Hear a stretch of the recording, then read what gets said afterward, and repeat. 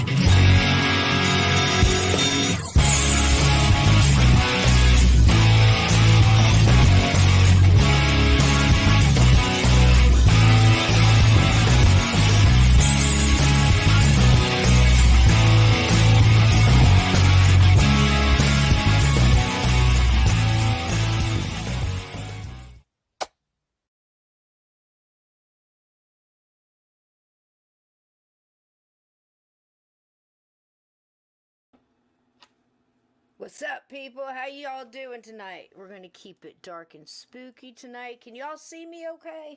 Let me see. Hold on one second. We get just a little more light. How is everybody? I hear Texas is having some really hairy weather, so please be advised if there are some tornado warnings I've heard. If you are in Texas and you haven't heard, please get off of here and go get on Ryan Hall, y'all. It's the best YouTube weather channel I've ever seen. It's absolutely fantastic.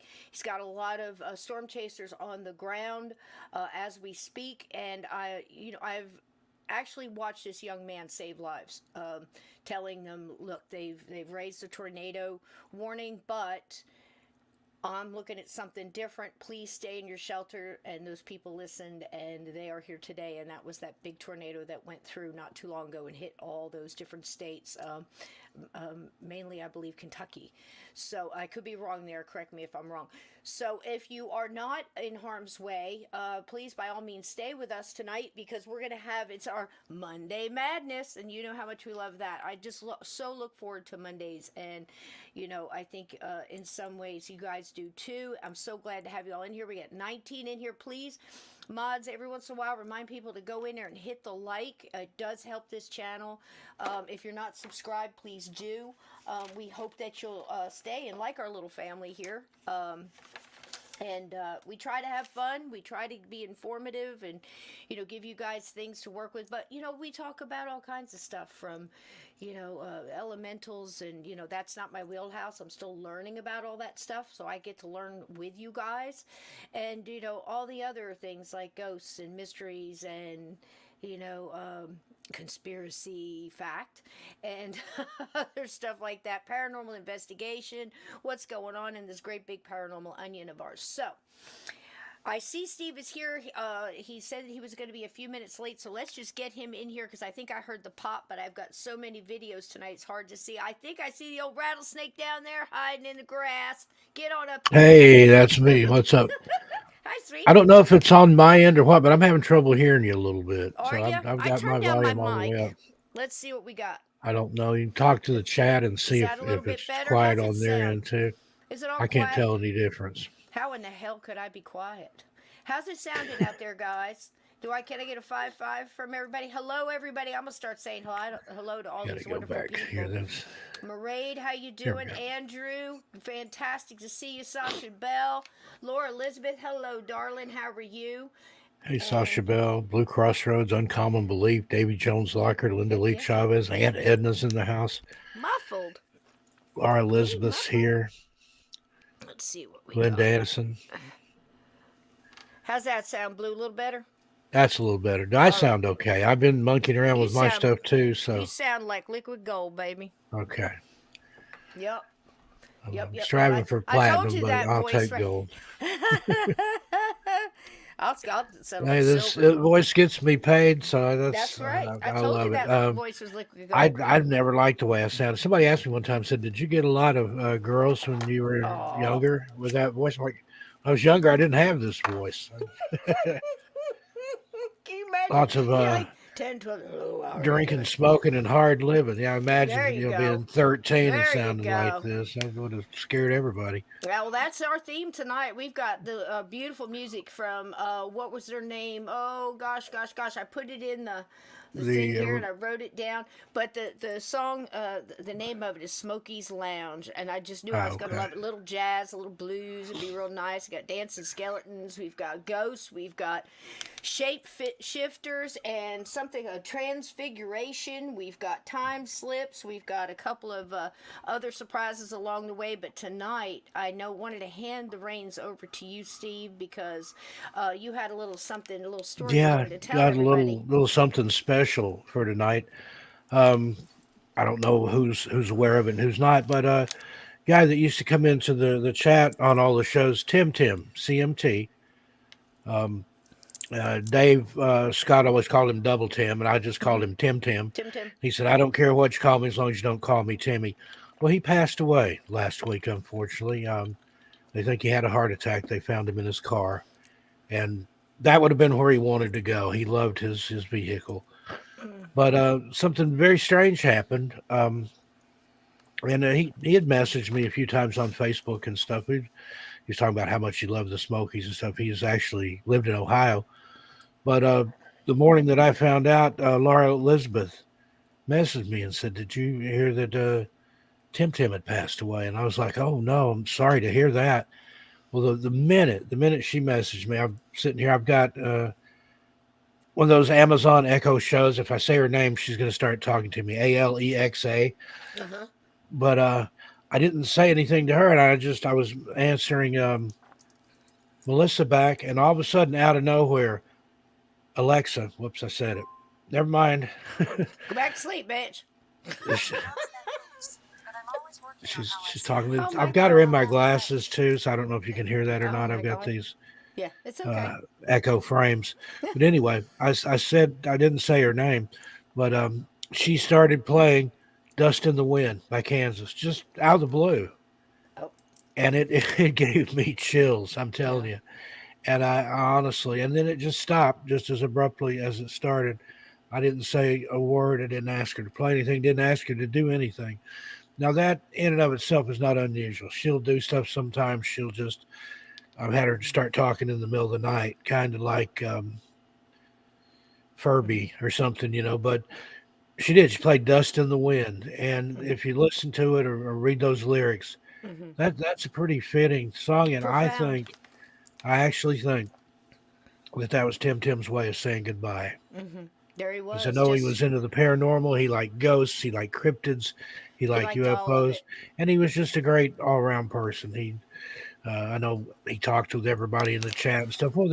Just one of the good ones. One of the drama Mm-hmm. free people that didn't cause any problems or try to start anything with anybody. But it was a good man. And do All you have a right. picture of him there, Cisco? I do, hon. I do. And, Steve reached out to me when it happened. So he told me about the story and he said, "Is there anything that you can do? Can you see if you can find?" I said, "Well, if I play Dust in the Wind, they'll shut the whole channel down." But I said, "Give me a minute." And I You went would in at and I least said, get a copyright yeah, claim, if not a yeah. strike. Right. And I said, "Give me a minute." So I went and found two brothers that about 15 years ago sat down in their living room and played this. And they didn't put their names, they only put initials. And they're long forgotten in my mind. And they're Dust in the Wind, their initials. But if you Should ever be able come to get across by them, with a cover yeah, version. if you ever come Um, across them, we wanted to dedicate tonight's show to Tim and to the whole everybody thing out to there Tim. that the whole show is dedicated to him front and back. So we're going to play it in the beginning and we're going to play it again at the end. We're going to bookend it with thoughts about him. I asked Steve what his favorite stuff was. He said he liked a little bit of everything. So that's what we're going to do tonight, a little bit of everything. But right now, if you guys would just go ahead and think thoughts. If you've ever talked to him in the chat, if you don't know him, please just put out good, positive He was energy a to big supporter of all of our everybody out channels. there. I know I used to see him on Yeah. Spaced Out Radio. Hmm. He'd be on 13 Past Midnight. He's been on here, Missing Persons and Mysteries. He was just one of those people that just everywhere, and, a good person. Yep. And the thing is you never know when it's going to be the last chat. So for right Yeah. now, I just want to tell everybody I love them. I wish you all the best, and just well, and just understand that when something like that happens, like happened to Steve with Dust in the Wind, what we always say here on this channel and this group is, don't talk yourself out of it. It's the first feeling Yeah. you get. He felt it was Tim, so I do too. So for Tim, Yeah. this one's for you, baby. Tim, brother, go into the light. Rest in peace. Go to the light, sweetie. This one's for you. Let's start that again. There we go.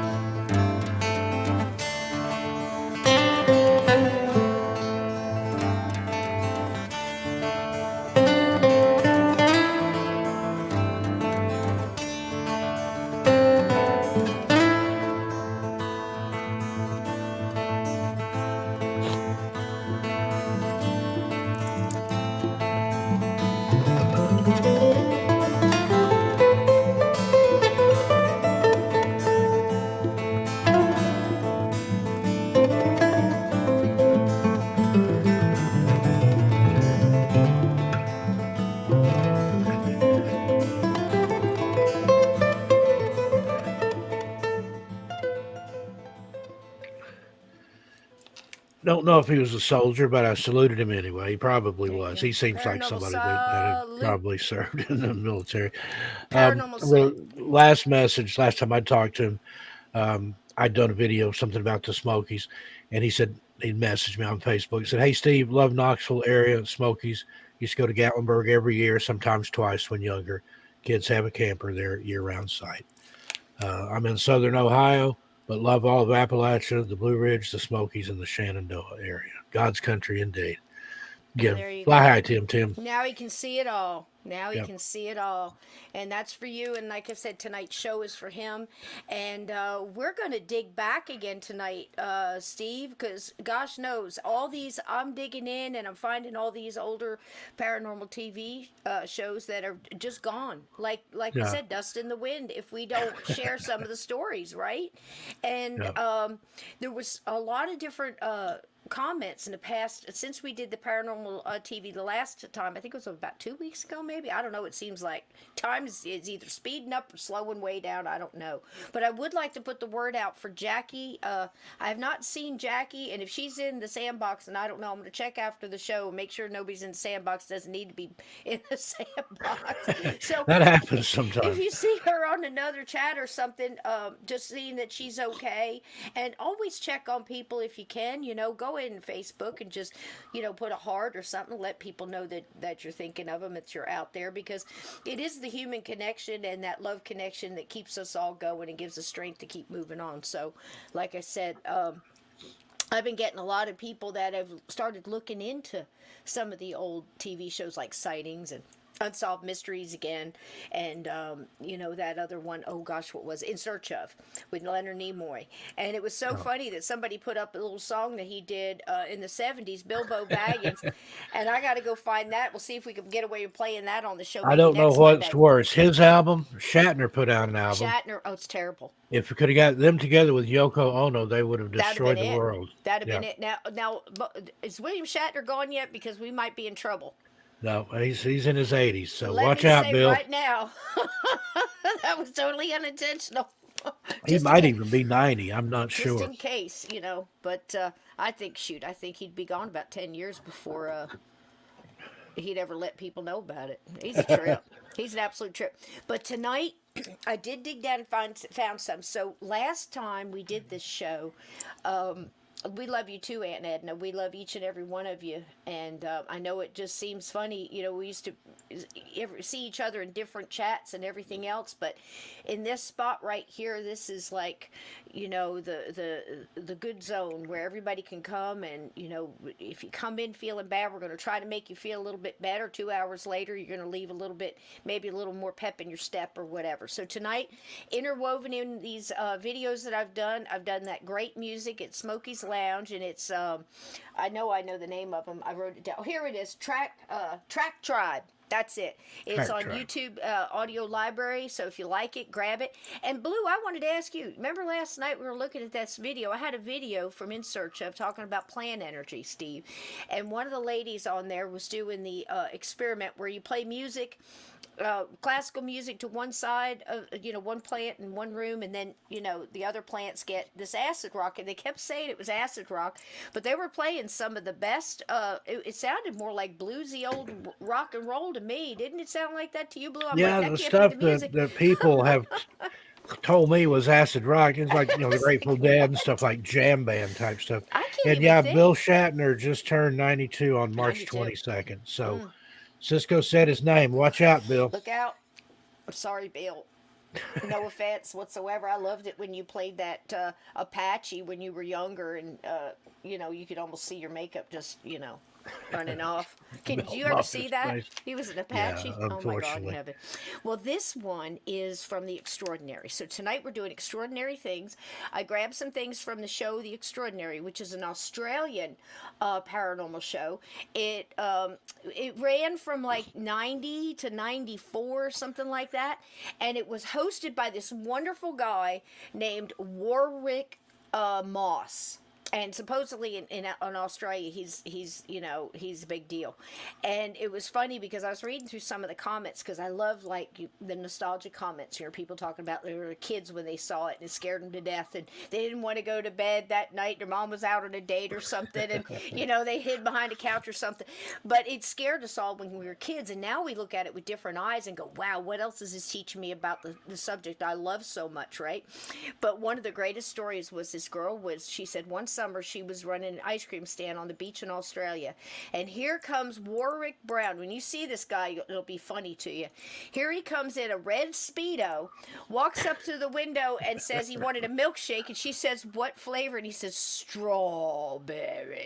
And it's real Australian. She said it was the best thing that ever happened to her. It was so funny. But anyway, here's a little story that I caught on the air. And the cool thing about this is, this was a radio host broadcaster. He was popular in Australia, and he also hosted another show that was kind of like America's Got Talent, but it was like more on the naughty side, kind of like what was that guy, Benny Hill. Kind of like Benny Hill, if y'all ever saw that in the UK. So, Benny Hill. Yeah, he was that kind of guy, total skeptic. He went into this on a Halloween night. His radio station made him go do this for Halloween in a haunted place, and boy, did he get his ass handed to him. So here we go. Let's watch this from a skeptic that the only thing he was skeptical of after he left this night was whether or not he was a skeptic. So let's enjoy. This one runs about 10 minutes. I'm going to stop it in 5 because I really want Steve's opinion on the first half, and then we'll finish the next one. So if anybody wants to go get a drink, you got about a $5. Okay? Here we go. Enjoy The Extraordinary. Everybody dance. Woo!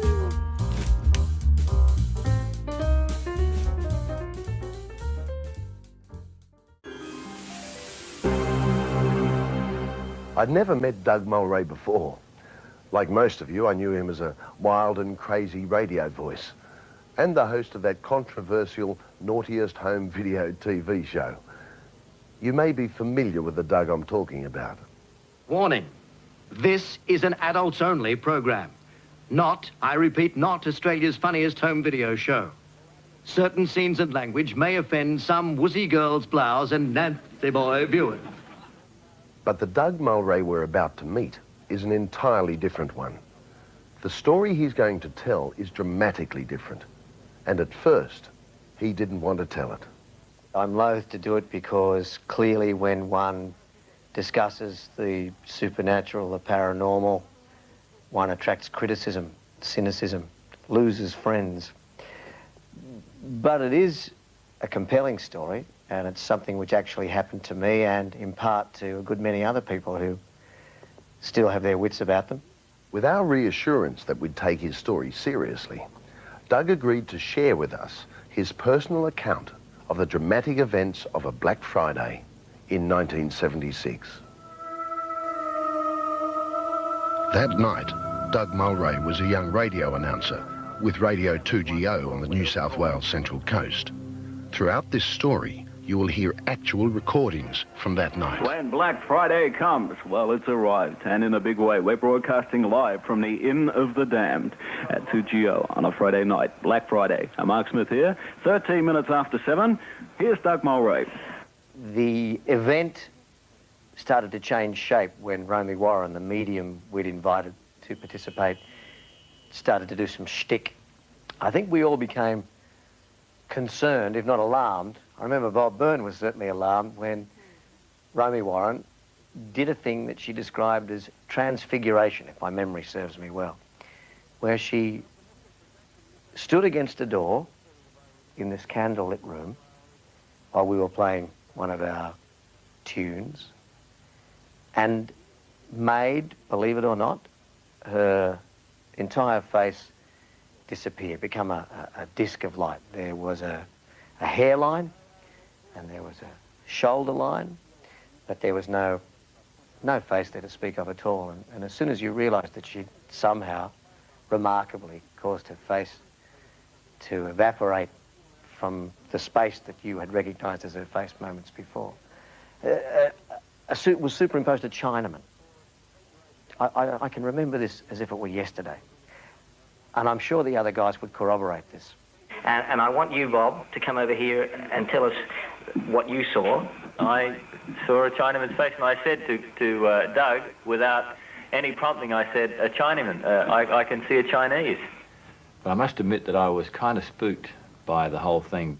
There was the face of an ancient Chinaman where her face had been a second before. The Chinese face disappeared. It was replaced by a stream of faces that came and went so quickly that the impression one got was that her face was in some way plastic. It leapt around.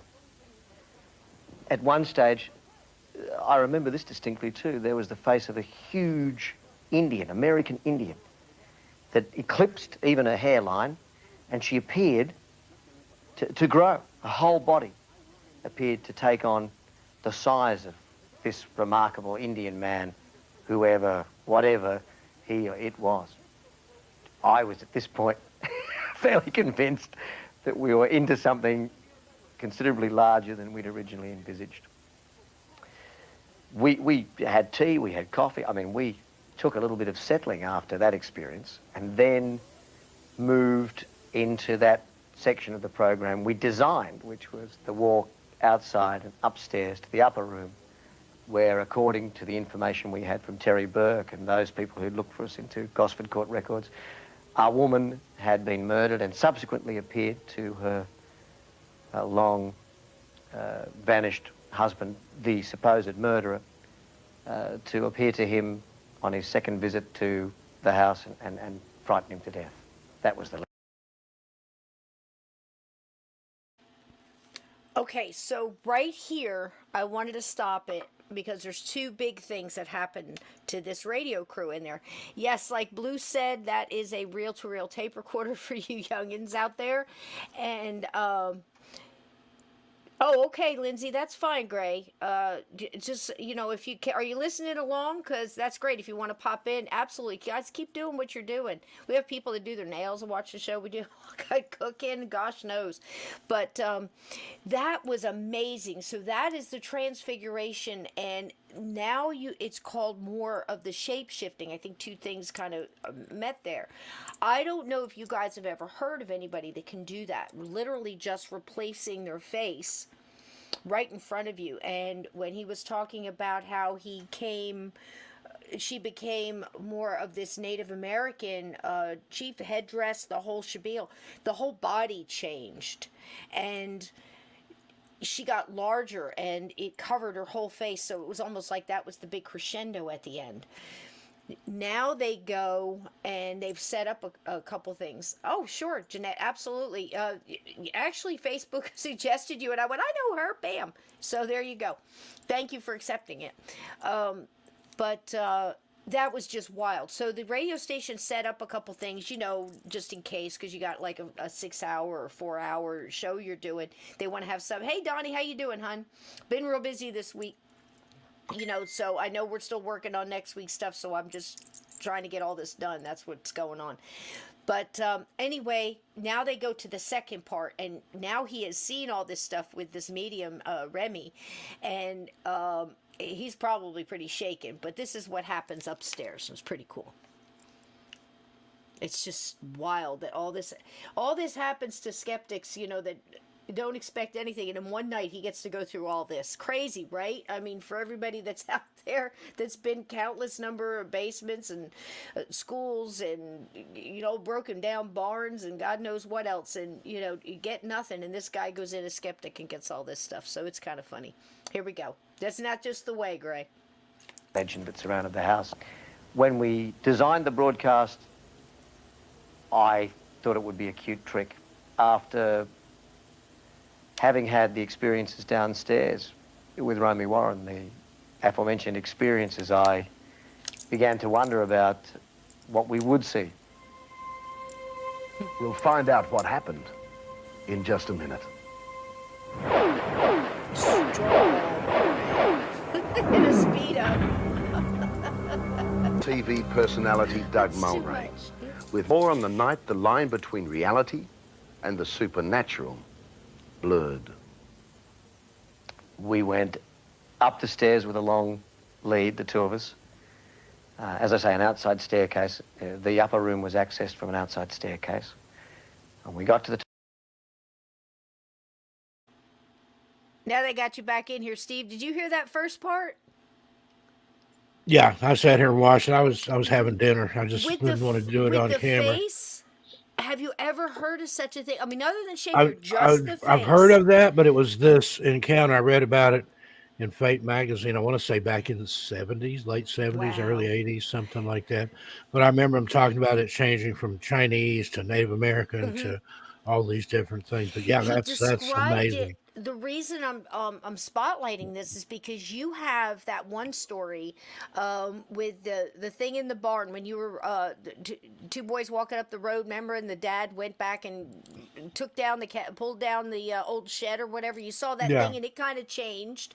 And then I had the one where that thing that ran in front of my mom's car out in Dismal Swamp that changed like this. The way he is describing it is the closest I've ever come to being able to describe what that looked like. Like when he said it almost looked like her face was like putty or rubber, plastic that could just move and shapeshift. That's the way it was, and almost too fast to even focus. That's the way it was when I saw what was shape-shifting in front of me, and it was basically just its face. It set me back in my chair when I heard this guy.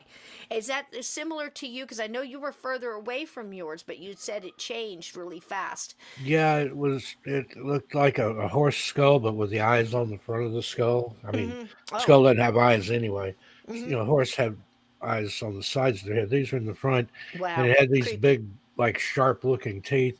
And I believe it had some kind of horns or antlers or something, the way it was leaning out of the shack window. Right.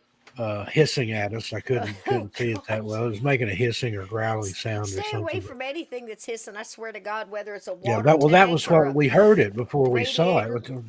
I looked up at my friend, and then we both looked up on the hillside above us. We were down in a shale pit, and there it was in the window, and it had that rictus grin there. Either that or it was hungry. And yeah, you talk about two scared kids. We were, I don't know, maybe 8, 9, 10 years old, something like that. But we didn't waste any time. But his dad was a Cherokee, full Cherokee, and I think he knew what it was because he went back down there and came back. He took a shotgun with him, Came back, he was real quiet and just looked real concerned, and he made us swear that we would never play around that shack or the shale pit again. And we didn't. I've never That been was back it. to it. I don't know if my friend ever went back or not. But he told me a few weeks later at school that his dad had pulled the shack down into the shale pit with a tractor and burned it. So there was something going on there. But his dad just passed away recently. He lived to be over 100 years old. So Wow. Wow. Well, this one, absolutely. First reason I picked it is a great story. Plus, I love it when skeptics get to see stuff like this and really have to think about things, and revamp their whole thinking process on stuff. yeah, And here we are on this end of it, getting yeah. just these wonderful No, it jewels sounded of like some kind of information. shapeshifter that was just cycling through all its different looks, because that's a lot of the Cherokee legends are like that spear finger. She can take on, she can be your aunt or your granny or your best friend or whatever she wants to be. Incredible. It's just incredible. So, and this was a human being doing it, because you can imagine somebody who's harnessed the power on this side of it. Can you imagine on the other side? So there you go. You can just throw all that out of the book because it is possible. So here's the rest of the story. Guess what he gets to see next? And you go ahead and eat your dinner if you want to, Steve. Don't mind Okay. us. Go ahead. I'm going to keep watching, then Yeah, I'll be keep right watching. right here. All right. Top of the stairs and opened the door, and you could see across the water the moonlight through the broken glass pane. And we stood and we waited. I remember noticing an appreciable drop in the ambient temperature of the room. I'd read enough about ghosts and sightings of ghosts to know that this was one of the things people spoke about. I commented on it. I said that maybe we did have some kind of presence here. Romy said definitely. She told me that it was a woman, as I remember, and that if we were just silent for a while, we may be able to see her. I can feel a presence. What sort of a presence do you feel? Perhaps the talking interrupted. Is the talking interrupted at all? Yes, can we have just a second's quiet? Just a moment.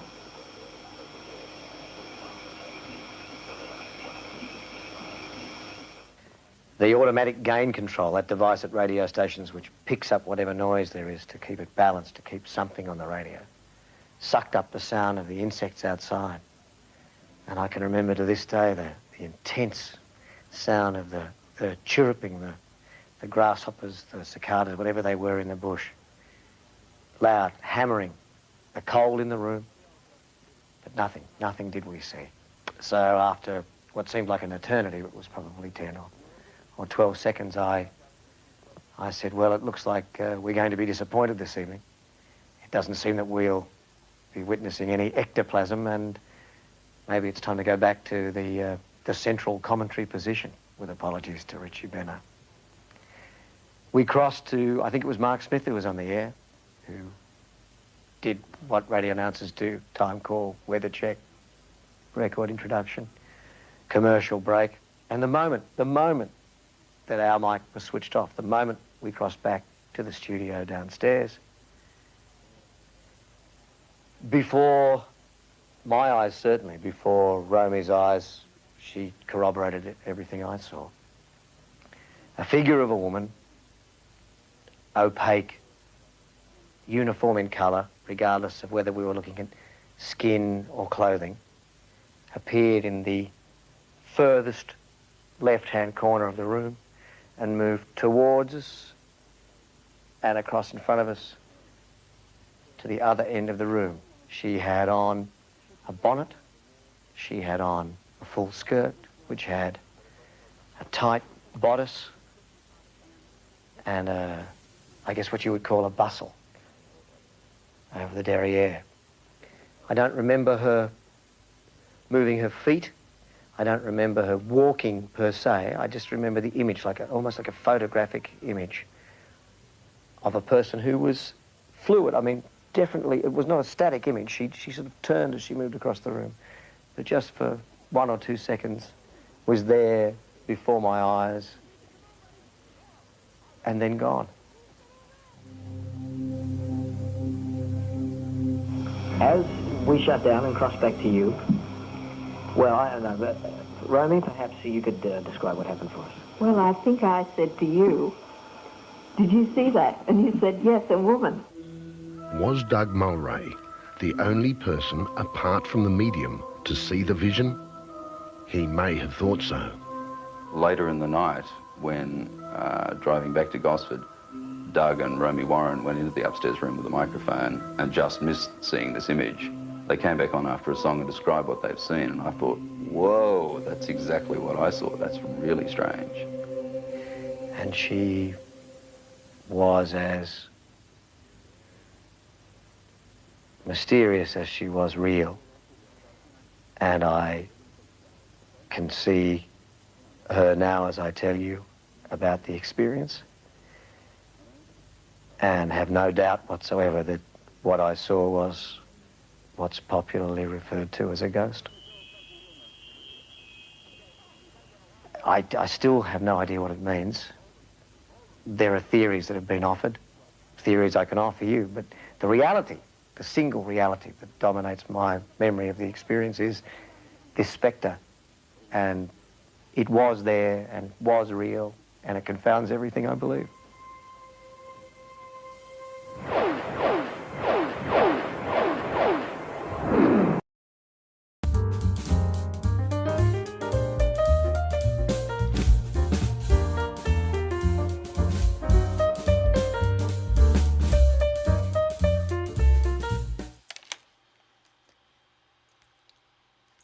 Well, there you go.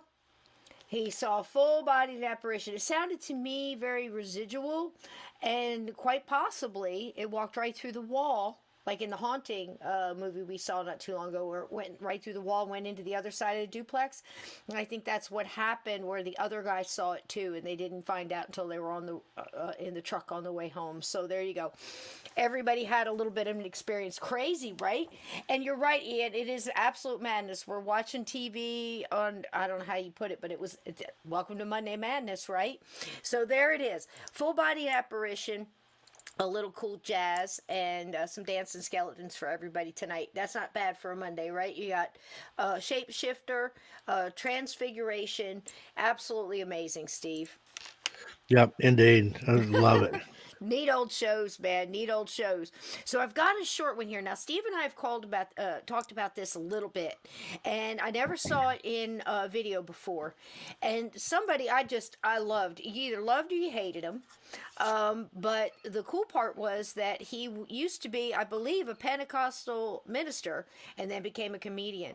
But the thing about this man here is the fact that he was very much into drugs and all that, and how many stories we heard that as soon as somebody gets clean and sober, pow, something happens. But don't ever think that that's a bad it's bad that their life was cut, but it's great that they got all of that lower vibrational stuff off, because it just lifts you higher faster. Right? And I guess who it is? Absolutely, you can. We didn't talk about this beforehand, but it sounds like you're talking about Sam Kinison. Here we go. So let's enjoy this. This was I can't get anything past Steve. Look at that. You win. Bing, bing, bing. And so here it is, about 3 minutes long. A lot of people in the chat know who you're talking about, too. Yep. Linda Lee Chavez, Blue Cross Here it comes. Yep, Sam Kinison, Blue, got it. Yep. Hey, Peter. It's good to see you in here, darling. Hey, Linda, if I didn't say hi, and Ann, I don't think I said hi to you and Chris. How you doing, hon? So here we go, little Sam Kinison. Enjoy. Something very special happened to him at the very end, the very last moment. Watch.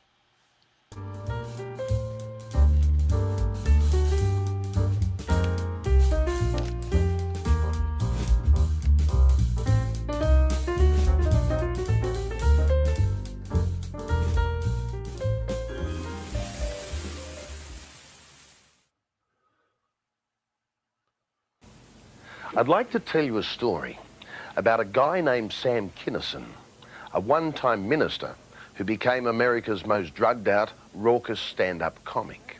I was up to my knees in rice paddies with Johnson Edwards going up against Charlie, slugging it out with him, while pussies like you were back here partying, putting headbands on, doing drugs, listening to the goddamn Beatle albums. Just before the end of his life, Sam cleaned up his act and got married, only to die the night after his honeymoon at the hands of two drunken kids who ploughed into his car head on. But the final moment of Sam's life was peaceful. According to the road manager who cradles Sam's head in his hands, the screaming preacher seemed to make peace with some higher being in the very second he passed from this earth. Mahid Khoury recalls the remarkable final moment of Sam Kinison's life. And he stood up for a few seconds, a second and a half, and then his knees buckled and we just put him down on the ground. And he kept asking, how come now? I just don't understand it. Why? Why me? Why now? How come? He kept saying it over and over. And Carl, his other friend, was holding his head downwards, and I was on my knees holding him by the hand, cuddling him here and holding his right hand. But he was squeezing it very tightly, and kept saying, I don't want to go. Why? How come? Why now? From this moment, Sam Kinison seemed to be in touch with someone, tuned into the hereafter. And I looked at Sam and he said, how come? And then he started saying, okay, okay, okay, okay. That was it. He let loose of my arms. And he went down so nice and mellow, like there was no pain in his death. But he was talking to somebody, and it wasn't any of us.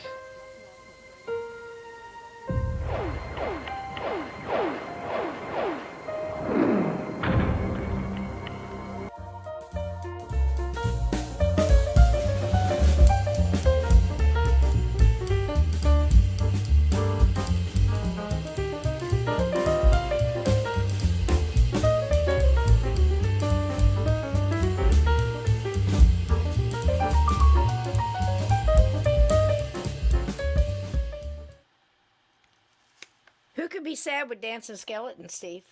That's true. How about that with Sam?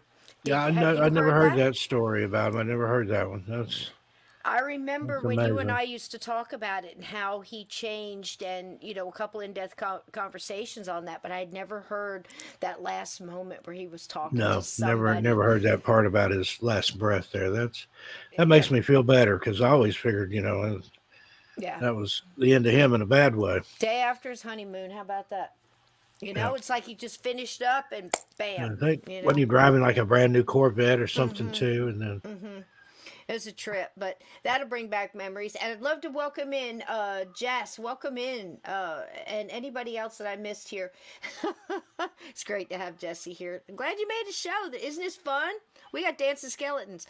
Okay, now this next one is going to be supposedly one of the most famous. Now, I've not heard it, but I'm not in Australia. Maybe everybody out there in the UK, and if you're listening tonight from Australia, I know we've got lots of UK people and everything. I've never heard of this one. It's called the Knowles. Now, have you ever heard of the Knowles family that was abducted by a UFO?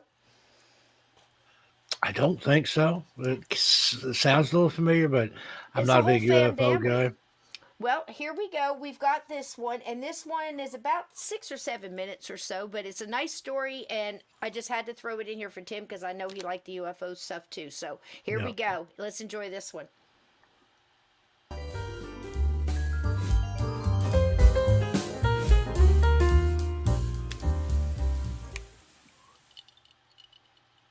Their case is one of the best known UFO encounters in Australia.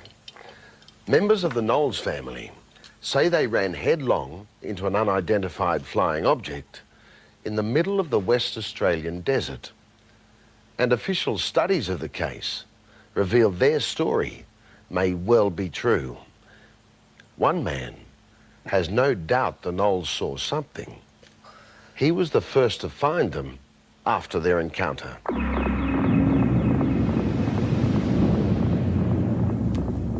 It was not the normal type of trauma that you see on the road. it was definitely some other encounter that they'd come across. These people were spooked. What was it that so spooked a family driving along a lonely stretch of highway on the Nullarbor? No one can say for sure, not even the Knowles family themselves. Well, the best way to describe the experience was, it wasn't like reality, it was just like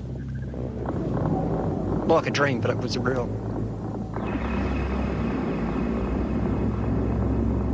You couldn't say there is anything out of the ordinary about the Knowles family, Faye and her sons Patrick, Sean and Wayne. But something out of the ordinary certainly happened to them on January the 20th, 1988. They were driving the 3,500 kilometres from their home in Perth to Melbourne. It was 3 a.m. Sean was at the wheel. His brother Patrick was asleep beside him. The desert was cool and clear as they entered Majura Pass in the middle of the Nullarbor. Then, out of nowhere, Sean saw it. A dazzling white light headed straight for them. He told me, "Hey, Pat, wake up. There's something in front of us." And I said, "What do you mean?" He goes, "Wake up and check it out." He goes, "Look at that." He goes, "It's a UFO." Sean panicked, tried to swerve out of the way, but still the object bore down on them. But that was only the beginning. Sean put his foot down and sped off along the highway. It chased us for about a half hour, and then somehow it got in front of us. It must went around us, and the faster we went, the faster this object went. And before we knew it, this object landed on a car. Next, the unbelievable happened. To this day, the Knowles family are adamant that their car was actually lifted off the ground. If this is right, they were left suspended in midair. Sean, the driver, blacked out. The others became hysterical. My mum was crying and screaming, just saying, "We're going to die, we're going to die, we're going to die." And all I just thought was, my God, this is it. You know, I just thought, why us? For God's sake, why us? And all I can remember then was we were dropped. As the car crashed back to Earth, Sean regained consciousness. In terror, the family fled from the car and hid in the saltbush scrub. After a while, the object slowly moved away and the Knowles headed for the nearest civilization, the Mundrabilla Roadhouse. What they didn't know was that Melbourne trucker Graham Henley had been driving on the same stretch of road that night. He arrived at the Mundrabilla Roadhouse just before dawn, just before the Knowles family. This blue Telstar came in a hell of a hurry. And these three young fellas and their mother jumped out of it. They were all talking at once. And the funny noises that one of them was making, he was obviously scared, witless. In fact, the Knowles was so scared, Graham Henley didn't get around to telling them what he'd seen on the Nullarbor that night. A bright magnesium type of light. It just swerved and veered all over one side of the vehicle to the other, and I was, what the heck's going on, you know? So I sort of accelerated a bit more and kept going, and then all of a sudden it disappeared. Just faded almost to nothing. Back it came again, and I thought, goodness knows, it must be a helicopter or a roo shooter or something like this, having a bit of fun, and I never took much more notice of it. But after talking to the Knowles family at the Mundrabilla Roadhouse, Henley did take notice. In fact, he and another truck driver drove back to Majura Pass, where they found evidence that seemed to back up what the Knowles had said. Everything was exactly where they'd turned around, the skid marks on the road, where they'd hidden in the bushes. One of the boys had cut the tops of his toes in the gravel, and you could even see the little drops of blood on the gravel and the sand and stuff where it was. The incident and the Knowles captured headlines around the world. The police were called in and the Knowles car was impounded. Experts tested it, but they could find no concrete evidence of an alien encounter. And so that was where the authorities let the matter rest. No, I don't really think a lot of it has been investigated the way it should, but there was certainly, to my way of thinking, there was enough evidence to warrant a thorough investigation.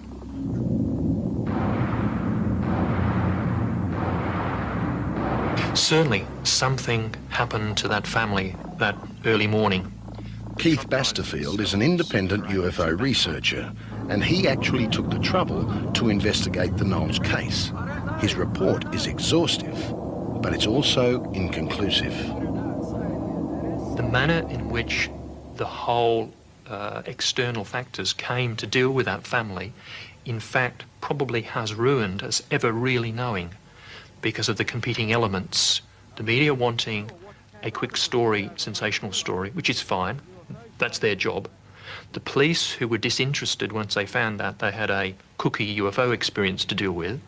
The UFO researchers, because they couldn't really sit down to quietly explore the case. And the family themselves, because they suddenly found themselves the focus of an international effort when they were simply trying to get to Melbourne on holidays. I don't think we'll ever know. Nevertheless, 5 years down the track, the Knowles family are still sticking to their story. Oh, bloody oath, yeah. You betcha. They can think what they want, but I know what I know.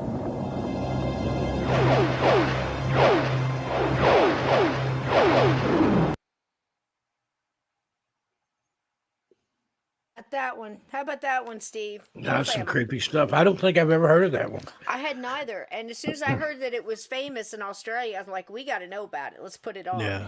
And Sir Bowden is here. We've got Bigfoot Anon and Susan Woodcarver's jumped in. Hello, Brian, everybody. I'm interested in seeing what you come up with, buddy. Absolutely. He's talking carcasses and stuff over here. If he says it's going to blow your mind, it's going to blow your mind. There's no doubt when Sir Brian says so. So that's a fact. But and also I heard that BTO has been gone for 2 years. I didn't realize that. I remember seeing him in some of my chats a long time ago. I would imagine there's probably a lot 13 that were... past midnight, first year or two that I did it. So yeah, there's probably several people that we don't realize they're just not around anymore. People kind of disappear, and then people go away and come back and things like that. So you never know. Right. Earlier in the chat, they were talking about Jackie. Do you know which Jackie they were talking about? Jackie Canella. I'm looking for Jackie Canella. I hadn't seen her in about 3 weeks. Maybe, I was going to check the sandbox because Glenn got stuck in the sandbox and we didn't know it. And I found out, somebody messaged me and told me about it. So might be Australian Jackie. She got wiped out in a flood. She's still alive, but she lost her van and all of her stuff. She's the one that traveled around in a van in the outback. And just kind of nomad from place to place. But there's some kind of bitchin' floods over there, and she lost everything. And I want everybody in Texas just to please, double check your stuff, your weather. And I mean, those tornadoes. When I was in Alabama, they're nothing to play with. I can remember talking to my son, getting out of the car, and I looked up and the sky was green. I'm like, in the ditch. I mean, sometimes there's nothing you can do. They keep trying to get the warnings up closer and closer, but I'll tell you, I can't say enough good things about Ryan Hall, y'all. This is a guy who's a meteorologist, worked for a television station. They're going to use the equipment, of course, that sponsors them, that they're told to use, and he wanted to use the stuff that worked the best. And he said sometimes this one works the best, sometimes this one works the best. He had a valid point, and he just went home and picked a room and made a big, huge weather station out of it. And he does more accurate stuff with people on the ground that I've ever seen. So as a mom who has had to protect animals and kids in a tornado in Alabama, anytime I hear that there's a tornado, heads up, Texas, okay? So there you go. UFO in Australia took the whole family, and if you ask me, the last gentleman that was talking, I don't know, Blue, do you think he was telling the truth? The expressions and stuff on his face, that looked like a man who had seen some stuff he wish he hadn't seen. Yep. All right.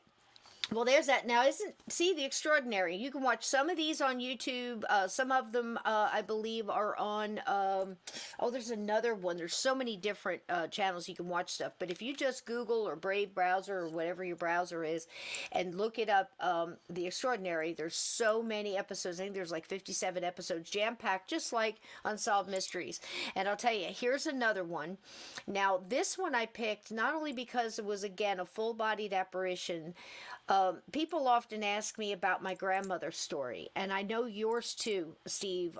When you saw the apparitions of the young boys you played with the bell, they looked real to you. And Yeah. in my grandmother's story, same thing. I mean, to the point where I was brushing and plaiting her hair and dancing, whether she taught me some Native American dances, and I believe the Charleston at one point. But how real it can look. And it was very real to you, wasn't it, Steve?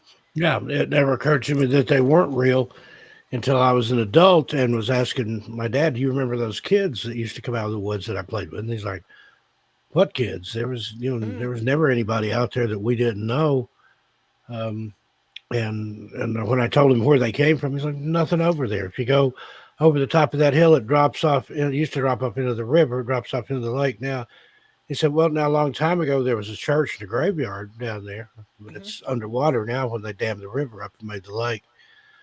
And just the way they were dressed, they looked like kids from the 50s or something. They had the brand new looking jeans with the cuffs rolled up. Remember how kids used to do that? They'd Yes. get the blue jeans and have about 4 inches of cuffs so they could grow into them. They grow Like into that, them. little flannel shirts. They looked clean. Their hair was kind of slicked back and stuff.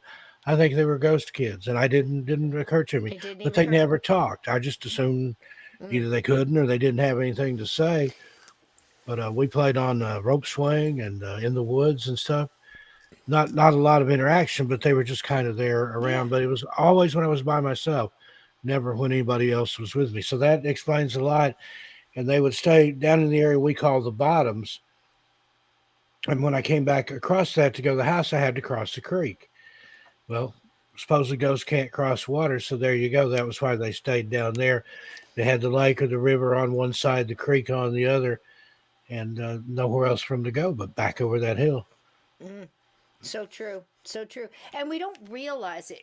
That's another thing I think we miss in the paranormal when we listen to the stories of people's recount. You're not always going to get somebody like me who hesitates to tell a story and, well, wait a minute, I don't want to add anything. I want to try to remember. But I think your brain sometimes fills in blanks. Or I think in the same way it can omit things too for many different reasons. And with my I had a similar to Steve's. I do remember her talking, but till I got older, when I was recounting a lot of the situations and how my mom said no, she can't come with us, she has to stay here, and that kind of stuff, just all these little pieces that fall together years later. She spoke to me, but she never moved her mouth. And I didn't realize it. I can remember standing there saying, "You talk funny. How can I hear you?" And she said, "That's just the way I am." So, I mean, and you just blow it off and you start, doing paper dolls or whatever it was we were doing, and, sharing sandwiches. And I can remember looking down and having the sandwich gone. I don't remember. I do remember once her taking a bite of it. I mean, so solid, so real. I can't explain it. But this one is very similar, and it's about a family. This is the last two. This one runs about 6 minutes, so it's not very long, but it's a really good, solid story. And it's called, I call it The Garden Ghost. So let's see if this is the right one. Here we go. Enjoy.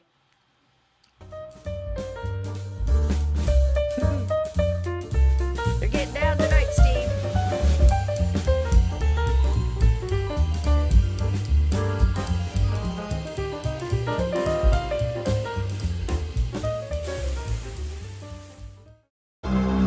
Now, the story of a family with an unwanted guest. In fact, a ghostly guest. A grandfather who refuses to go away. The family is not scared of him, but friends of the family certainly are. Just an average house in an average suburb. Well, that's the way it looks from the outside. Hello. How are you? But Jennifer Mills Coppin is convinced it's haunted. And so is her mother, Jean. Can I get a cup of tea? You want a cup of When tea? Jennifer was 3 years old, she lost her father to a tragic illness. And a few months later, her grandfather died. But Jennifer and her family hadn't seen or heard the last of Papa. She and her mother still talk about the night a year after the old man's death. the night they moved Papa's favourite chair into their bedroom. I woke up in the early hours of the morning, wide awake, and I looked over in the corner. My grandfather was sitting there. There's Poppy in the chair. When I sort of opened my eyes wider, I could see that it was a man dressed in a double-breasted suit and a hat. I couldn't see his face. That was very dark. I kept looking, and eventually it faded. It seemed to fade. It sort of was very obvious for a while, and then it faded. It seemed to, like as if, disappear. This late-night encounter was disturbing enough, but soon that grandfather's restless spirit, or some other entity, began to make its presence felt in more disruptive ways. My family was sitting down to dinner at the dinner table with a number of guests, and as we were sort of talking and eating, our cuckoo clock jumped off the wall. And I use the word jumped advisedly because it didn't fall, it used to jump. But Papa wasn't through yet. It was the day Jean was getting ready to do the ironing. She glanced out the window and swears she saw an old man out digging in the garden. Nothing strange about that, except... Oh my God, he's dead. that old man was Jean's father, Papa. I watched him for half an hour as I was doing the washing. I said, no, there was nobody there, but if you show me where he dug, I'll tell you who he is. And they said, well, he was digging over there, and they said, oh, there's no soil dug. When she saw that there was nothing, no soil turned and nothing dug up, she sort of went home and they moved 3 months later.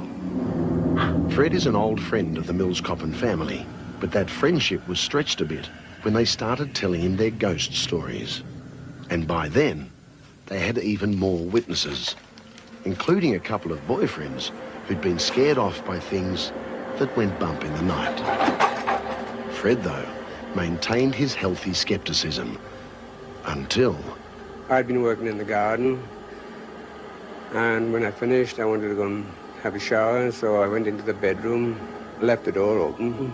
I became aware of some movement out of the corner of my eyes. I looked around. There was a finger drawing the door closed. I saw the door closing. Nobody did it. So that sort of opened my mind. Clocks flying off walls, ghosts digging in the garden, spirits shutting doors. Interesting stuff. But what happened next is even more interesting. It raises the intriguing possibility that what humans do in this world can influence activities in some other realm. I had a really bad argument with my mother. I stormed out into the backyard and went down to the back garden and was throwing dirt at the fence, convinced that the world was against me. The tantrum was short-lived, and life in the Mills-Coppin household returned to normal. Well, for a few hours anyway.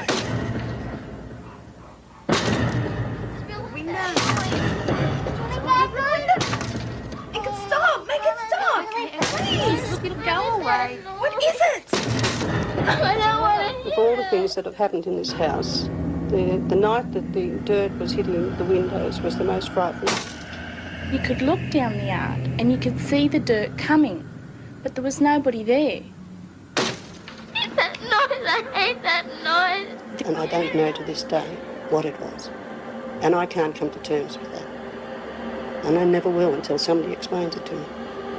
The Mills-Coppin family, at least 3 or 4 boyfriends, half a dozen dinner guests, and a few friends of the family. They all witnessed ghostly goings-on here in this ordinary suburban home. Makes you wonder, doesn't it?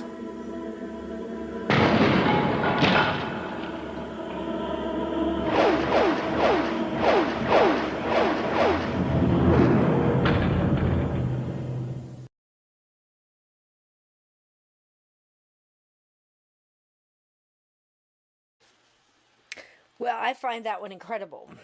And incredible on a lot of different levels. Now, for the paranormal investigators out there, and hey Sean, welcome in.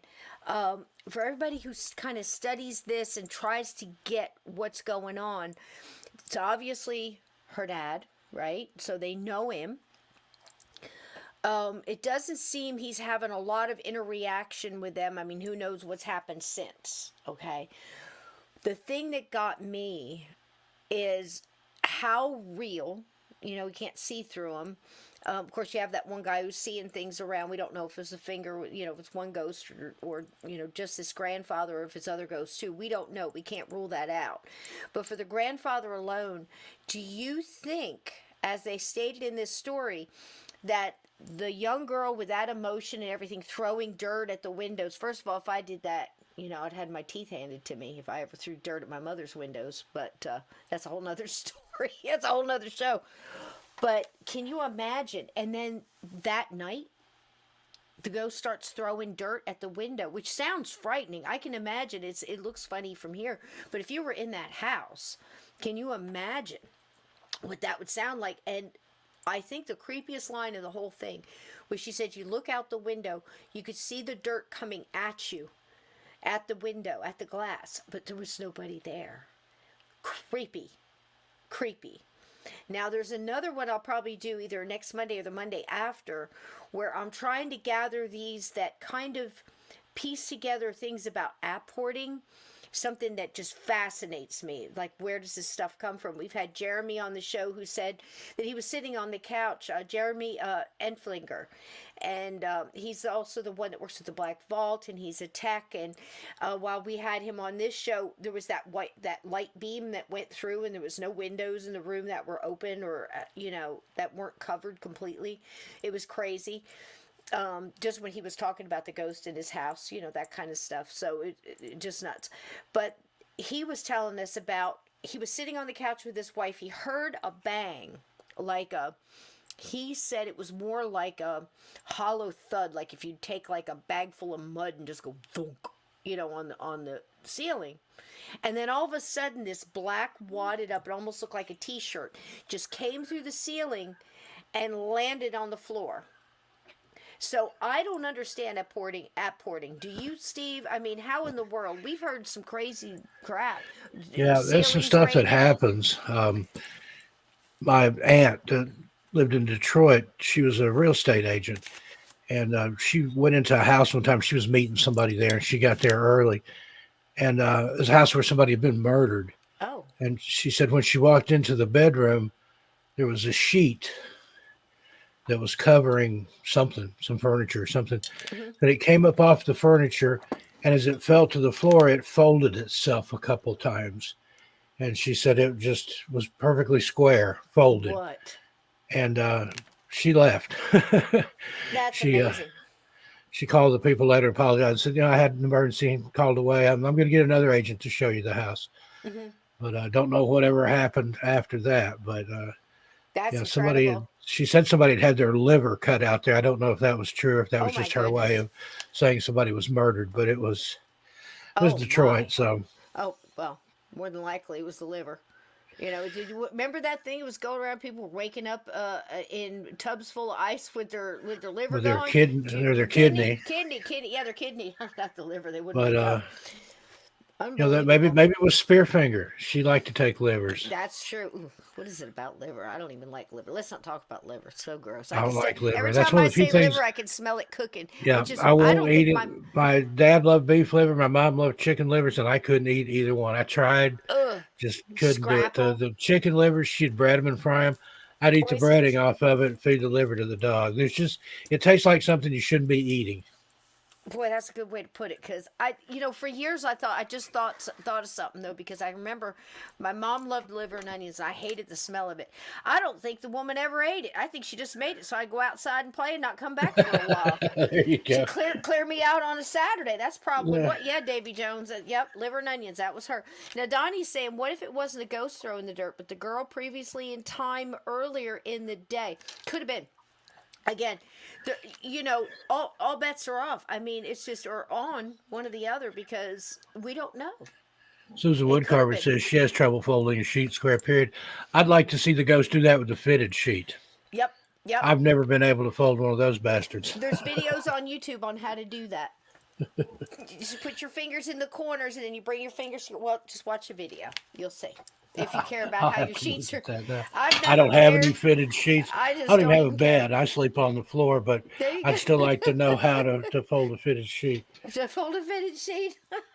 This is funny. But that's funny you asked that, Donnie, about the time travel, because when you start bringing in either time travel or time warp or timelines getting close to each other, that's possible. We've said that before on the show, Steve, that, what if the ghost coming down the stairs was you yesterday bringing down the laundry, and you're just in some kind of a thing where you're hearing that, or the times are, I don't understand it, don't pretend to understand it. It's fascinating, though. I knew another lady that had taken her wash in off the line. She dried them outside on the line, had them folded and put in a clothes basket. And I think it was sheets and stuff. She brought it in and put it in the bedroom or the kitchen or something, went and did something else. Came back and said every piece of it was thrown out on the floor.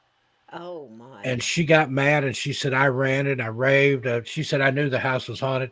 She said, I called that ghost every name I could think of. And then she went to the garage to get something, came back. Everything was folded up and back in the basket, but the basket was in the living room this time. We may She came have back, basket was gone. She's like, oh, great. Basket Basket's of laundry was gone. Then she found it in another room with all the laundry folded back in it. That's crazy. See, that would So drive there me you crazy. go. Just start swearing at them. How many times, Steve, have we seen ghost stories where somebody, well, I made the beds, but I went back and they were all unmade, and the maid got in trouble for not cleaning the rooms when they know they did it. That kind of stuff will make you crazy. It was happening in that haunted one that we did in The Anatomy of a Haunting a couple of shows ago. That's the kind of stuff that was happening to her. I mean, that would make me nuts. And I think that AJK here might have cracked the code on why ghosts stay. It seems it's possible that ghosts can't cross over until they can fold a fitted sheet. So maybe we need to start practicing that Yeah, now. I better practice that. Now, I do know how to do the T-shirt fold, like in the stores. There's a YouTube video on that where you fold the tail over and pick it up by the corners and flip it just so.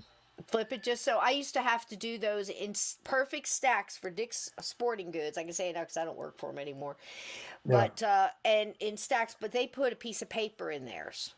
And then people would come and shop on a Saturday and just pick up Hang those them, pick them up, look at them, throw it back down. The papers fly all over it. Boy, they'd get another one, hold it up. And you could be standing there folding right next to them. That's what I would do to get to them. She couldn't say anything. So I'd just get right next to them and take the one that they just laid down and then put the paper back and fold it back. And just keep doing it till I made them uncomfortable and they left. Well, someplace I was in, they've got some kind of board that they can lay them on, and you just close it and it folds them. Then you open it up, put the next one in. I don't know how it works. I could do it faster without it. It's like flap, flap, flap, flap, flap. We used to have people at AC Moore that use those. But the more I thought about it, the more configured I got all quantum entangled up in that whole mess, and I just do it but with my hands because it was just easier. But I don't know what's happened to people, because I remember back in the day, you used to, you get whacked if you messed up a display or you touched something, because back then, if you broke it, you bought it. You remember all those signs they used to have it as beautiful to look at, wonderful, lovely to look at, beautiful to hold, but if you break it, we mark it sold. Mark it sold. There you go. We ought to just wear T-shirts like that. Just walk around wearing T-shirts. If you break me, you bought me, right? So there it is. I ironed my dad's. Wait a minute. What's this? I remember when they used to iron boxer shorts. I can remember that actually going on. But what are you doing? I ironed my dad's T-shirts when I was younger. Okay. Yep. Ironed my dad's T-shirts. We had to, when I went in the Army. I ironed my clothes in the dryer. In the dryer. If the dryer don't take the wrinkles out, then it's going to stay wrinkled. But Steve, it wasn't long ago where everybody took their clothes to dry cleaning, because look at the clothes we used to wear. Everybody had we used to have a cleaning man that would come and pick it up and take it to wherever and then bring it back in a few days. And then they started coming out with, I remember when they came out with permanent press, everything. It was the new Technicolor, because when we were kids, when Steve and I were kids, and you'd get this FBI in color. It would be a big deal because it was in color. Not everybody switched over. They used to troll me when I was a kid. say the next show will be presented in living color, and I'm like, Living Mom, color. Dad, it's going to be in color.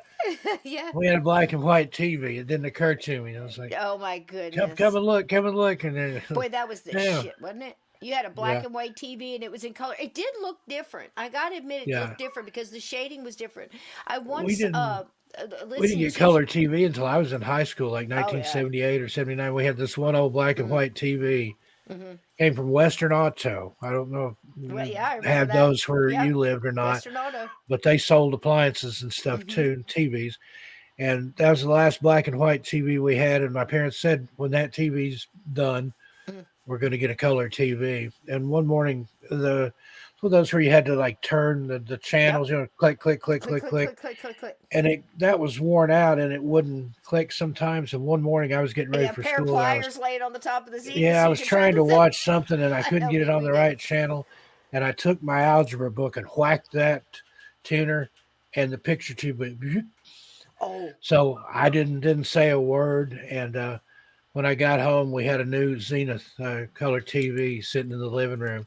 Oh, And my wow. mom was like, "Yeah, I went to turn on that old Western Auto this morning, True Value or something like that. It was Western Auto. I don't remember what their brand was, but I went to turn that on, and it wouldn't come on. So they were friends with somebody that owned a TV shop, and they called and had a new color set delivered. First thing I ever watched in color was Three's Company.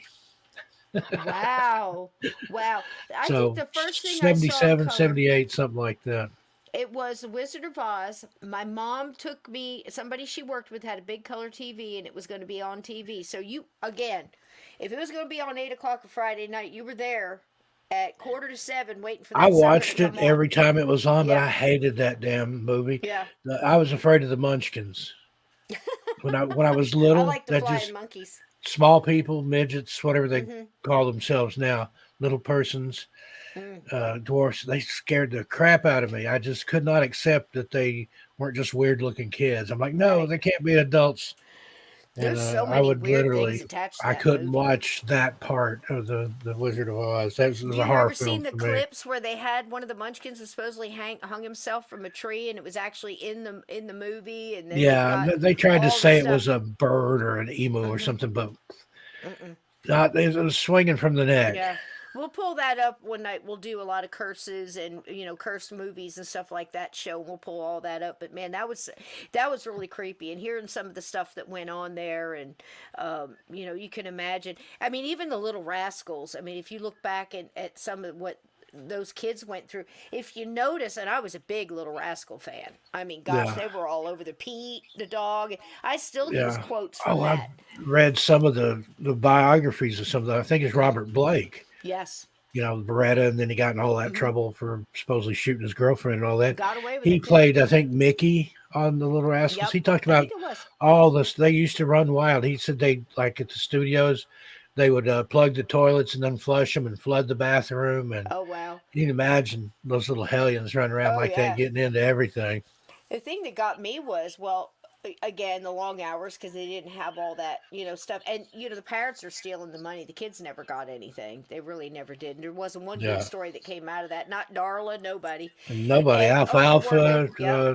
somebody shot him in a bar fight or something over a dog or something like that. He pulled a knife on somebody, and unfortunately, Alfalfa brought a knife to a gunfight, and the person shot him. There you go. There you go. And just, how they were worked, how they were treated. If you look at some of the earlier stuff, they had very limited clothes and things like that. They would switch out the clothes. One day, one would be wearing the big sweater and the cowboy boots. The next time, Buckwheat would be wearing so all that kind of stuff. But they never really got... Darla turned to dope for a second. I thought you said I don't know what you said, but Darla turned to dope later. She probably did. A lot of them probably Yeah. turned to dope. If I had to wear that And old even nasty some of the smelling ones sweater, before, I'd there turn were to a dope. few like before it. But remember Jackie Coogan, Uncle Fester? Yes, yes. He was in like Charlie Chaplin movies, Little Tramp or one of those. Well, there was one where he had to cry, and to get him to actually cry, the producer told him that they had taken his dog and killed it. Oh And so my he was God. crying real tears. Oh my God, the bastards! I mean, it's awful. All those child actors back then. All It's those, just awful. all of them. Yeah, there's another one. Jay North, Sasha Bell mentioned there. Oh, look He here. was writing serial killers in prison because he was a fan of them, and he had all these things in his head that he wanted to kill people, and it was because of that show. And I always thought, because when he was doing that in the middle of filming it, the original guy that played Mr. Wilson, I can't remember his name, he passed away, and they had to get somebody else in there. And I always thought, boy, I bet that was tough on the little kid having his co-star die. And then I saw him in an interview one time, and he said he laughed when the original Mr. Wilson died. He said, I didn't like that old bastard. He was mean. Oh man, see the But stuff that Jay you North hear. was another one. He got on dope and said had the whole serial killer thing going on. Dope. But then I he don't know. got cleaned up, got some help. And the guy from the one where the dad played a doctor, and Oh God, how many? Donna, was it the Donna Reed show? Donna One of Reed was a those. doctor, had his practice in the house. Donna Reed always had her hair was absolutely perfect and Yeah, high I think it was heels. a little boy that was Perfect on there. I cookies. can't Peter something. He like went nuts too, but then he got out of it and got semi-normal, and then he started a foundation to help other child actors. Oh, cool. Because I mean, you look at all of them So basically, many. like the Corys, Yep. The Corey two Feldman Corys. and Corey Yep. Haim, uh, the Buffy from Oh yeah. She Family died early, Affair. didn't she? Yeah. Yeah, she's like 17, 18 years old, Yeah. overdosed. Alfalfa Johnny was a bratty Whitaker, kid. who was on that, he got off in the drugs and stuff, but then he cleaned up his act. He's a preacher now of some sort. Wow. Just all of them, just some kind of tragic tale. You rarely ever hear of a child actor that Did really is good. normal and doesn't at least have some kind of drug phase or something that they go Yeah, through. except And a lot of them just maybe don't survive. Ronnie River Howard. Phoenix, Yeah. Ronnie Howard, and Clint Howard, somehow they kept their noses Somehow clean. they kept it. I don't know how that happened. I was just seeing him the other day and looking at his daughter. They had put roses on his mom's grave or something, and he had posted something and standing. And I'm thinking, man, how did he ever make it out good? Aaron Moran, Happy Yep. Days. Yeah, she ended Yep. up, I think she died addicted, or she had been addicted. Hey, she may still be alive. I'm not sure. She I very think well she's may. dead, though. There was one in here. Dana Plato that Yep. was on Different Strokes. Yes. She overdosed and died in a RV that she was living in Las Vegas. Wayne Newton tried to help her. And hopefully we don't kill Wayne. Wayne, I don't want you to go, buddy. Danny Absolutely. Bonaducci, he's another one that had Oh, problems with drugs and alcohol. Yep. Jay North from Dennis the Menace was treated terribly by his parents, and she heard. That was from Sasha Bell. Yeah, I mean, all of these different We could things. do a whole show sometime just about Absolutely. child actors and their trials and tribulations. Yeah, they had a strong, loving family, and I mean that makes all the difference in the world. I mean, I hear about these parents who just, a lot of way they get kids is they go and they audition for these, whatever shows it is, and they separate the kids from the parent and say, well, you can come back at 3:00 and pick them up. They Yeah. go back and they're gone. What do you do? Patty Duke, she Don't was do another one. that. I used to love the Patty Duke Oh, show. yeah. But her parents basically sold her to her managers, Mhm. and they sexually abused her, among other things. And she ended up strung out and on drugs and stuff. So I think she finally straightened up. Shirley Temple Black, she was another one that Yes. was. Some of those movies bordered on pornography. If you look at some of her earlier movies, I mean, it was hinted at. And she suffered a long time because of it. I think she finally got her act together. When, She's Happy Days. She died. Aaron Steve. Moran Yep. died. I think so. And Shirley Temple too. I wasn't sure. I thought she was. How about that? Yep. Oh, Son of Frankenstein became a career. Wait, what is this? The little kid in Son of Frankenstein became a career Marine officer. Well, there's a good one. There you There go, you go. Glenn. Every now and then. It doesn't get Every now all and of them, then. but it gets Yep. most of them. Every now and then. Yeah, that's a lot of people look at those Disney kids and stuff like that and go, no, you don't want to do that. You don't, Yeah. the stuff that they go through. The price of fame, right, Steve? Yep, absolutely. Well, there you go. That's pretty much it. I've got one more, and again, we're dedicating this to Tim. So on the outro, I will be playing Put that again. Tim's name back there on the Oh, on good. my board. And a lot of people in chat were saying lovely things about him. All this energy going out his way. It's just great to be, remembered in our little way here tonight. I feel so bad. So many people I don't get to meet face to face, but I think that's part of the intrigue, Steve. It's like everybody gets to come in here and just relax and let go of the world a little bit, and we can have a couple laughs and we can have a couple of, goosebumps too, and that's really neat. But also getting to revive some of these old shows. I got to tell you, it's been great past couple weeks. People tell me they looked up the old Unsolved Mysteries or this In Search Of. Some people had never heard of sightings. Some of the ones that Laura read off to us too, like The Way Out. I started watching some of those. They are way out, and he wasn't all there. AJK says they knew the kid from the Life cereal commercial. Hey, Mikey. Hey, Mikey. That's now, there right. was a rumor in the I thought 70s he that was in the Science Guy, one of the Science Guys. I wasn't he? believe so. There was a rumor in the 70s that he had died, that he ate like 20 packs of Pop Rocks and then drank a Coke and his stomach exploded. But it was a lie. It's just one of those things that kids tell one another. There were things like that, like the kid that played Beaver on Leave It to Beaver, Jerry. Yes. What's his Mathers. name? Jerry Mathers. Jerry Mathers. There's a rumor that he ate shit in Vietnam, but he didn't. I don't even think he went to Vietnam. Nope. And then there was another rumor that Eddie Haskell went on to be Alice Cooper, which wasn't true. No. And then there was yet another one that he went on to star in porno movies, and that's not true either. But Eddie Haskell.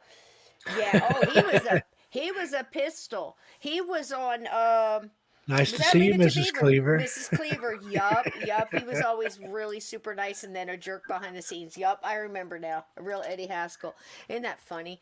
And it's weird that you and I will remember, people in our age group will remember that name, but 10 years, 20 years back, nobody's gonna, I think all the time now I say stuff like, this looks like Fibber McGee's closet, or you've got the real life of Riley. That was stuff my mom used to say to me from radio shows in the 40s. Yeah. Life of Riley started out on the radio, and then it was a TV show with William Bendix, which I had seen in reruns like on Nick at Night, but I've heard my mom and dad say, oh, he's living the life of Riley, and before I had no idea who they were talking about. And Fibber McGee's closet, and then you've got all these different things that come up, and then they go in and out of conversation.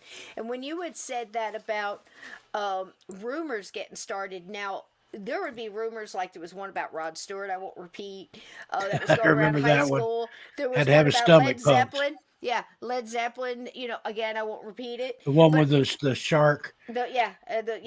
All of these different things I can remember in high school that would go through, but it was almost like the hallways in high school were like the internet. In the interwebs, Yeah, that going was through the air. conduit of gossip and stuff. Right, and then you'd pass Heard away a book, or everything, you'd and then whisper on the There bus. were Wendy's hamburgers were ground up worms.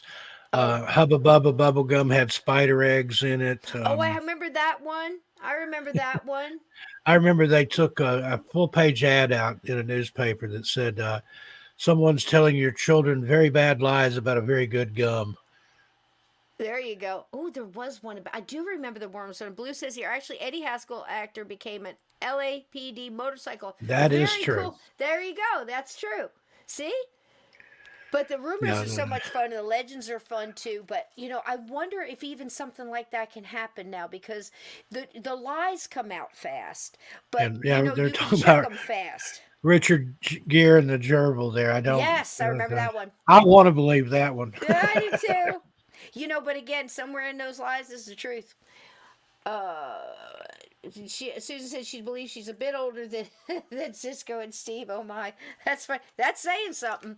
That's actually saying something. Well, I was born in 63, so if you were 62. born earlier than that. 62. So. And it's amazing to me how much has changed in that amount of time. Yeah. Like when our elders used to sit around and talk about and say these kind of things. We didn't believe them, how bad the aches and pains were. It's like, you wait till you get older. And I Oh, hope yeah. that you If you feel get a all few that. more years on you, you'll know what I'm talking about. My grandmother They weren't used to kidding. say, rain's a coming. I can feel it in my I can bones. feel it in my bones. Boy, I 64. can. I get up in the morning, my joints creak, snap, crackle, pop. Like, yep, it's going to be raining today. This is like our alma mater in here. We got blue, 1964, 64, and then the 57, 56, Go two ahead, 56. 56s, another Wow, look at that. 54. I don't feel so 54. old anymore. I'm No, a me spring either. chicken. We are spring 1963. chickens. Hey. Ain't that something? Boy, I'll tell you what.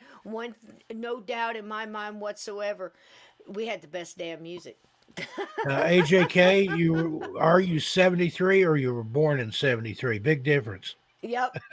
There's a big difference there. Either way, he's still a stud there, Steve. This is Woodcarver, 1950. 50. Yep. Okay, 1973. I don't know if you It's still a was stud. born in 73 or not. That's fantastic, man. My daughter will be 32 this year. That's hard for me to believe. Mine too. I'm just barely in my 30s myself. That's not possible. Both my sons are in here She right should now. be like 12. Isn't that wonderful? Both of my sons are in here. Hi. How y'all doing? Yep, this is what Mama turned out to be. Ain't that something? No. Here we are. Well, let's do it again. One more time, Steve. What do you think? I saved the best for last. Now, this one is, I have to admit, this one is just a guilty pleasure. Steve and I absolutely love to talk about this subject because we cannot wrap our heads around it, and it keeps our beans popping. And it just opens up so many possibilities. And Steve and I have often talked about the famous Paris Versailles time slip. And we've brought up wonderful movies like Somewhere in Time with Christopher Reeve and the beautiful, what's her name? Oh gosh, my sons will forgive. They both had a crush on her. Oh gosh, she's gorgeous. Medicine Woman. Help me, chat. Sorry, the tip of my Quinn, tongue. Medicine Woman. Jane Seymour. Thank you. She married Stacy Keach's brother. Thank you so much. But that's Somewhere in Time. If you've not seen this movie, please watch it. Please watch it. I think you can get it rented. That's on one of YouTube. my favorite movies. And I'm not gosh. a big Christopher Reeve fan, but No, that he was did exceptional. So good. He did so good. He, And just what's the way one she with carried one of herself. the McDowells? I can't remember if it's Roddy or the other one, but where he's chasing Jack the Ripper through time with Mary Steenburgen. Oh, that is a fantastic. It's Time like after time, or Time something after like time. that. I So love good. that movie. That's my other So favorite good. time travel movie. And I will never forget the Time Machine, the old one on H.G. Wells. And my favorite part was when he's sitting in the machine and he's looking out the window at the dress shop across from his window across the alley, and the mannequins kept changing the clothes and the styles. And I'm wondering, it's going through decades and decades and decades. The mannequins never changed his clothes. So you can imagine, and then all of a sudden it just went to nothing, and that's when he wound up, I think, with those underground hairy white things with the red eyes, remember? Yeah. Glenn Great says movies. it was Malcolm McDowell. I always get those guys mixed up. Malcolm McDonald. Okay. All right. Well, this one is not one, but two stories about time slips. And it's so well done. And it happened to more than one person, whole families, or, excuse me, I had hiccups. Couples going on a trip. Watch this and tell me what you think. I think this is one of the best done little stories on time slips ever. So let's enjoy. This one's a little longer. I think it runs about 10 minutes. Okay? Here we go. You ready, Steve? Yep. Hang on. I'm going to stop my Go camera, ahead. but I'm listening. Go ahead.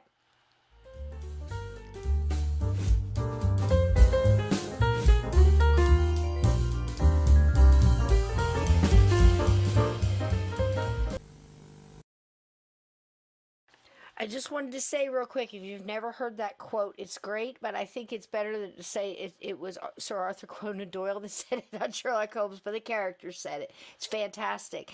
And that's basically it. When everything that makes sense, with all the logic is gone, what's left? And that's how we look at a lot of this stuff. And I wanted to say that was absolutely beautiful, Maria. I had to pull the podcast over for a second and put this up because this is how I feel about all of you as well. Due to the shocking news of Tim passing, I'm letting you all know that I love you now, as tomorrow is never promised. Love to you all. And bacon and kisses to everybody. So that goes for all of us here. Absolutely. Time is like that. So appreciate every moment if you can. and don't let things take those moments away from you by being negative or bringing other people's negative stuff to you. There's enough negative stuff that's got your name on it. Enjoy every time, every bit. Remember what we said last night. Go for the positive if you can. All right? And I don't know about you guys, but I don't know what I'd do if this happened to me. So let's go back. It's nice to have a clear run for a change. Yes, but the rest of us are tired. And hungry. And thirsty. Okay. We've been travelling from about 10 o'clock in the morning. It was getting 8 o'clock at night. And we started looking out for a hotel, anything.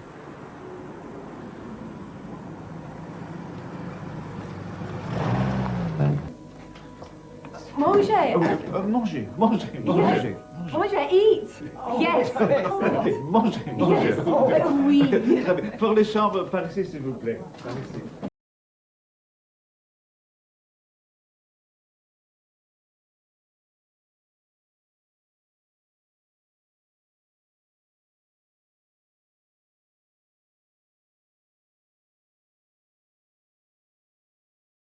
Of the gendarmes. I've never seen uniforms like that at all. I think they must have been regular customers coming in for their... I think we went down, Steve. Yeah, it looks Can you like hear it's frozen. Did it get froze? I don't know what to do. Uh-oh. No, he got suspended. I did. Yep, over on the YouTube side it says stream unavailable, stream suspended for policy violations. Oh, geez. Okay. If you All just keep broadcasting and don't show anything else, it should start it back up. Just broadcast, take it off? Yeah, take that off the screen. All right, let's see if we do this. And then normally, yeah, sometimes if you're showing what they determine to be copyrighted content. All right, let's see if this will do it.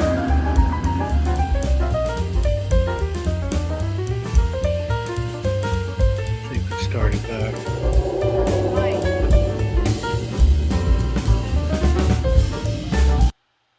It doesn't look like it. Let's see. Waiting to see if it comes back. Does StreamYard think it's still streaming? Does it say up at the top? It says it is. Let's see. Where? Yep. I'm still good in broadcast. It still says I'm streaming.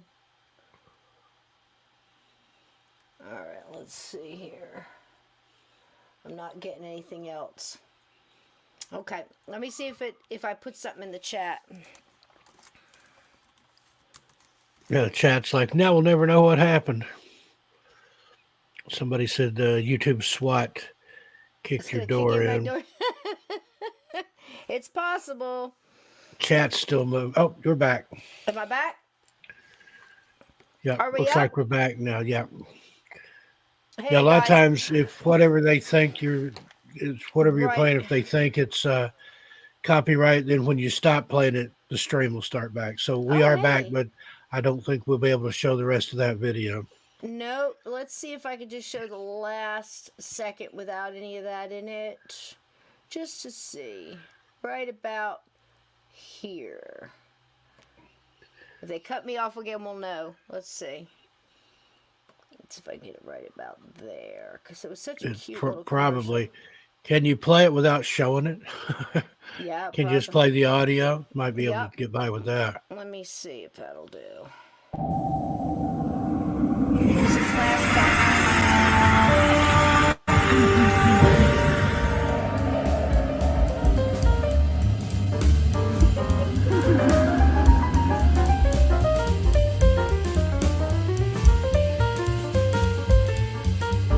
Is that the outro? Should be okay then. It was something on the screen in that other bit.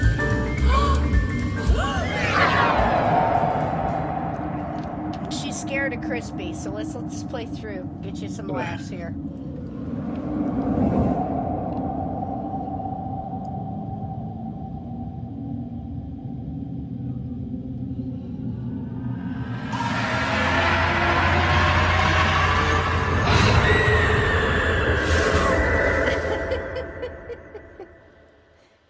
not done.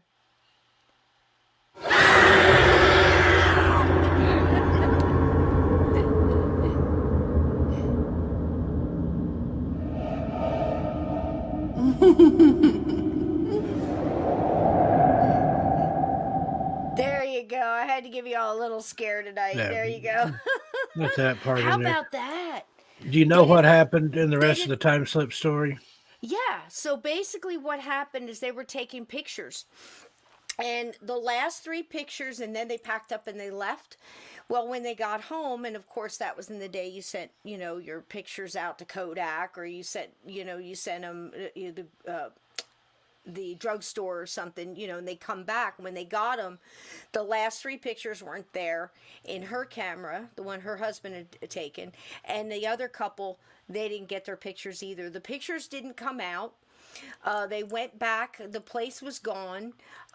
They had actually sat there, and when they were leaving to have breakfast after they took pictures, the what they call the gendarme, I guess the police there, had come in and just sat down and had cognac and coffee, which is weird in the morning, I guess, but that's something that they did then. And just as really you and I sitting here, they couldn't understand it. They were all speaking, in a foreign language they didn't understand, and they just shook hands and hello, how you doing, and went and packed their bags and left. Well, when they went back, they did find the right road. They saw the trees that were set, but they were much bigger, and all that was left was rubble where the hotel had been. They asked around town. Nobody had ever remembered it being a hotel, but they did remember that the building next to them had been basically the police station where these guys would have come next door to get coffee and cognac. So they both different stories, both went to different towns, and that happened.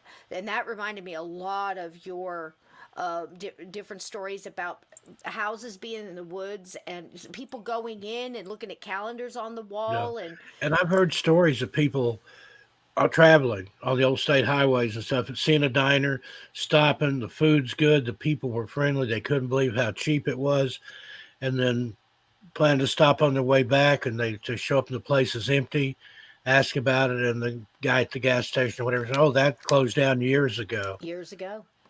Gone. That happens. Clyde Lewis, a radio personality here, he has a show about the paranormal. That happened to him. I think he's in Salt Lake City. He dined in a restaurant one time that had been gone for years, and he actually talked to the owner's son and said, his son said, well, that sounds like my dad's place, but it closed down in whatever year. But Clyde mentioned some specific things that were on the menu.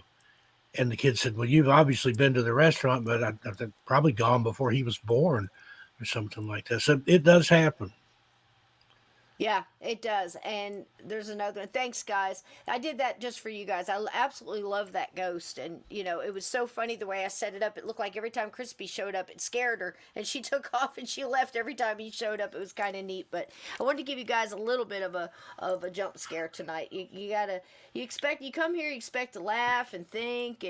And we joke and we have a good time. And I think that's why we have such a great chat. And I'm sorry that happened, guys, because it cleared through the thing. But they must have found a little piece of music or something. Sometimes it's a little back stuff that they play, and then they stop it. But I'm glad Steve was here to tell me to keep going, and we didn't cut it there. So I'm so glad we got to save it.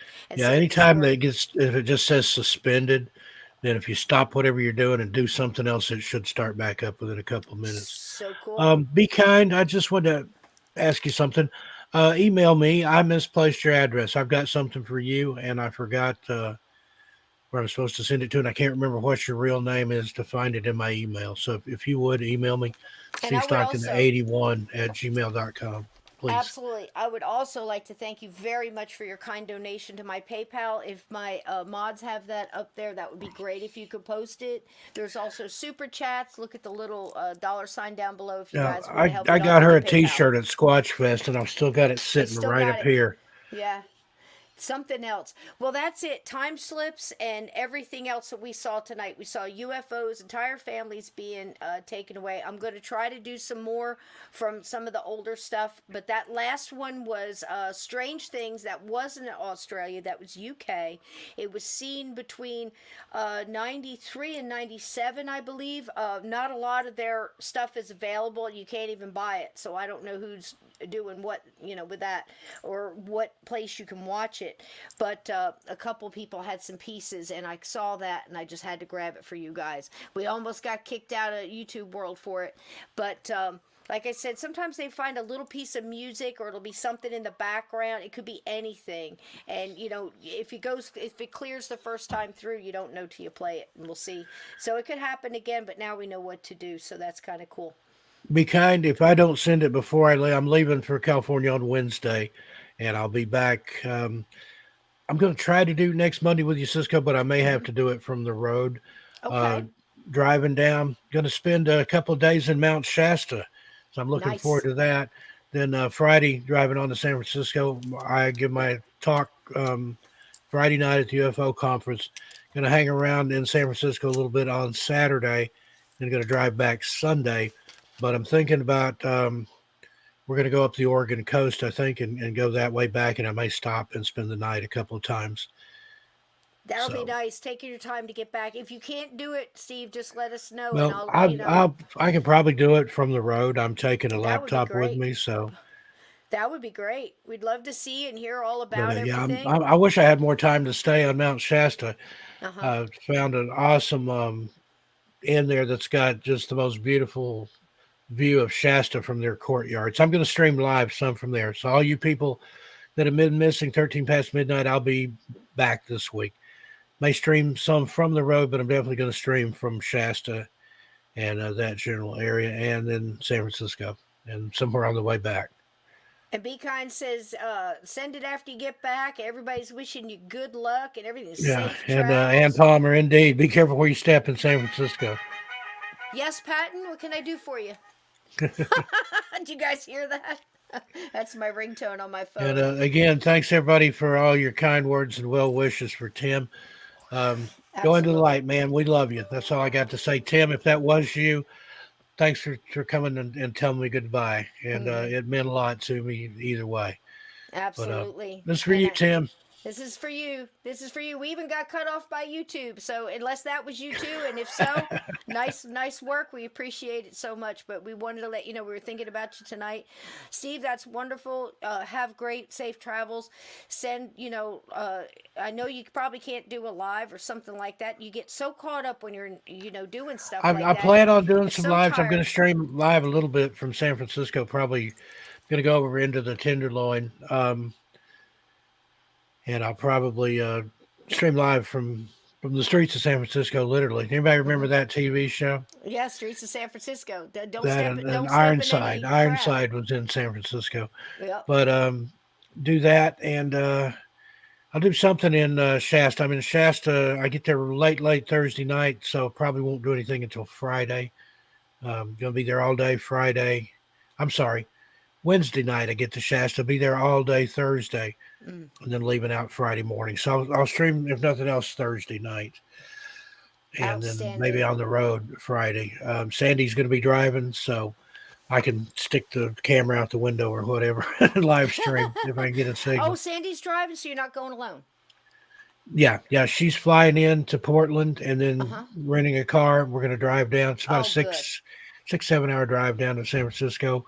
Great. Mount Shasta's about halfway there, a little over halfway. But that's so nice when you're with somebody else. You're not alone. You can off the driving, and you got a little help. And going with us is Mr. Mulder. The place is pet friendly. I brought a little cat carrier to put him in if I even have to put him in anything. Right. And the place that we're staying sent me a picture of what they do for doggies. They're going to give him what was it, a memory foam bed, a little gift basket full of toys and treats, and a water bowl and a food bowl for when he's there and stuff. So this is really Mulder's actually vacation. come from California, so he's going back visiting. Go back? That's wonderful. It's really his vacation. You and Sandy are just taking him. Yeah. Yeah, that's how it works out. I don't know what that was. What That I'll was, tell you I what, that had, sounded like an electronic fart to me. I had my On phone this laying end. on top of my audio interface, and when the email or something came in, it caused interference. I think that was Be Conscious. She sent you an email, sweetie. So listen, have a great trip. If you can't make next Monday, or if you want to just, phone it in and we'll tell some campfire stories, something, we'll figure it out. Because the most important thing is that you enjoy yourself. You and Sandy and Mulder have a great time. That you shake lots of hands and bring back a Bigfoot if you can. I'm going to tell this. I wasn't going to tell Go it ahead. because I've Tell still it. got some more investigating to do into it. I believe the other night that I saw a Bigfoot. Wow. I was out in the driveway smoking. It was about 4 a.m. And I saw what looked like somebody walking down the street, but they were kind of out in the middle of the street. And when they passed through my field of vision, there's a street sign there with a stop sign just below the street sign. Right. Whatever this was, the top of its head was up into the red part of the street sign, and it looked shiny, like it was like if somebody wearing a bear skin or something. Okay. And Yeah, it does have a sheen to it. And when I went back in the daylight and looked, whatever it was had to be 7 or 8 feet tall. And it was walking kind of weird. I watched the Patterson film again, and it was kind of swinging its arms or something like that. It didn't look like it had a neck. I couldn't see a face or anything, but it was all dark. And I said it looked like it was covered in fur. There's a street light there off to the side, and you could see the fur glistening, shining. But normally, I would have ran toward it. I would have whipped out my camera and ran up there. But I got the weirdest feeling. Yeah.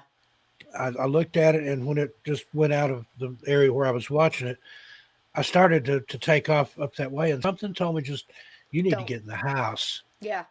And now we have a lot of deer in this area. They go up and down the street all the time, even in the daytime.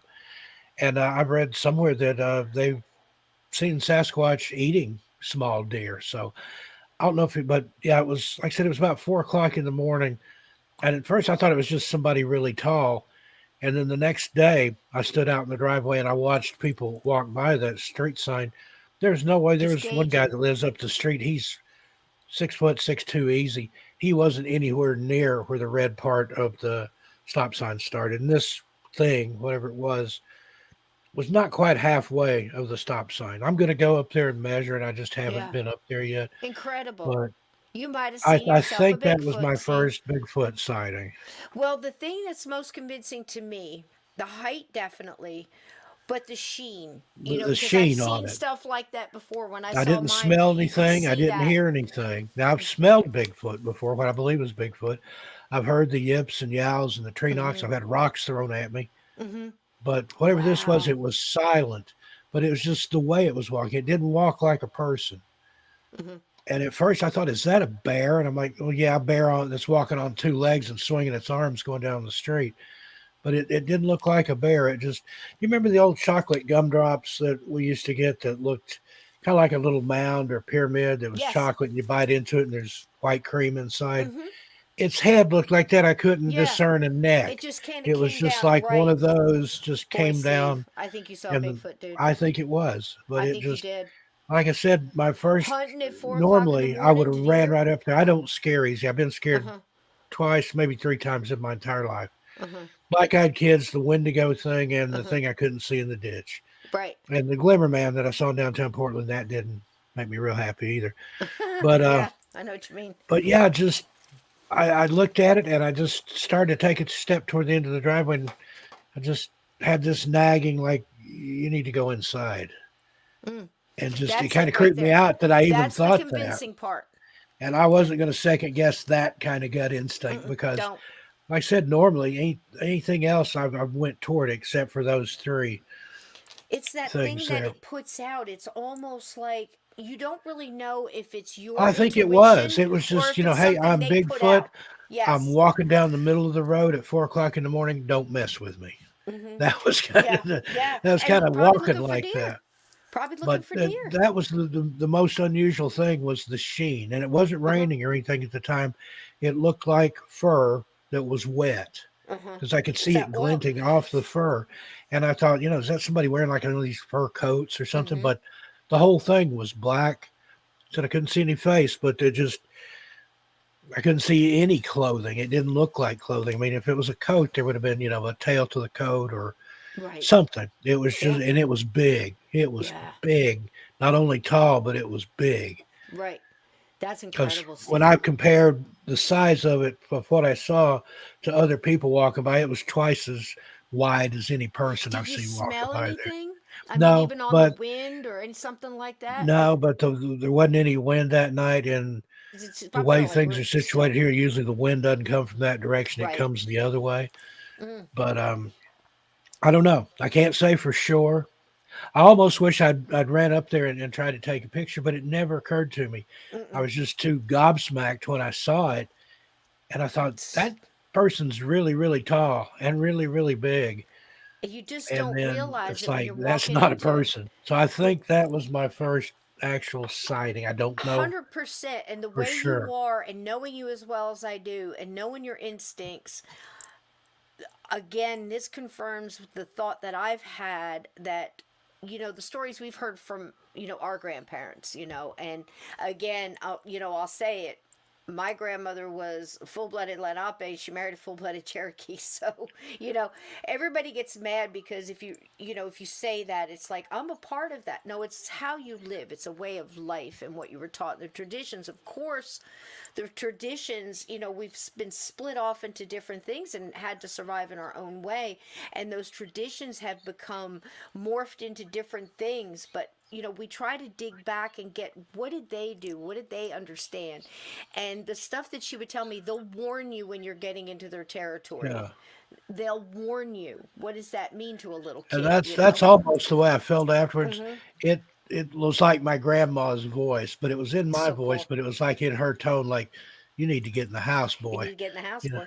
Yeah. So it's just like, so amazing. because just like, I got to go up there and get a better look at this. And it's like, no, you better get in the house. You need to go inside. How incredible. I wonder if it's so much that we've been talking about it because you're going on you're going to the convention. I don't know. If it's just that timing right Why before it a took little this gift long. from the spiritual world for you, Yeah. so you got to see it, right? But or Well, maybe he was just and trying to it's hitch funny, a ride. but there's a guy that I'm going to meet in Shasta. Yeah. He's a Modoc Indian. Mhm. He's a former Army correspondent, like a MPAD mobile something. He was a writer, like a dispatch writer for the military.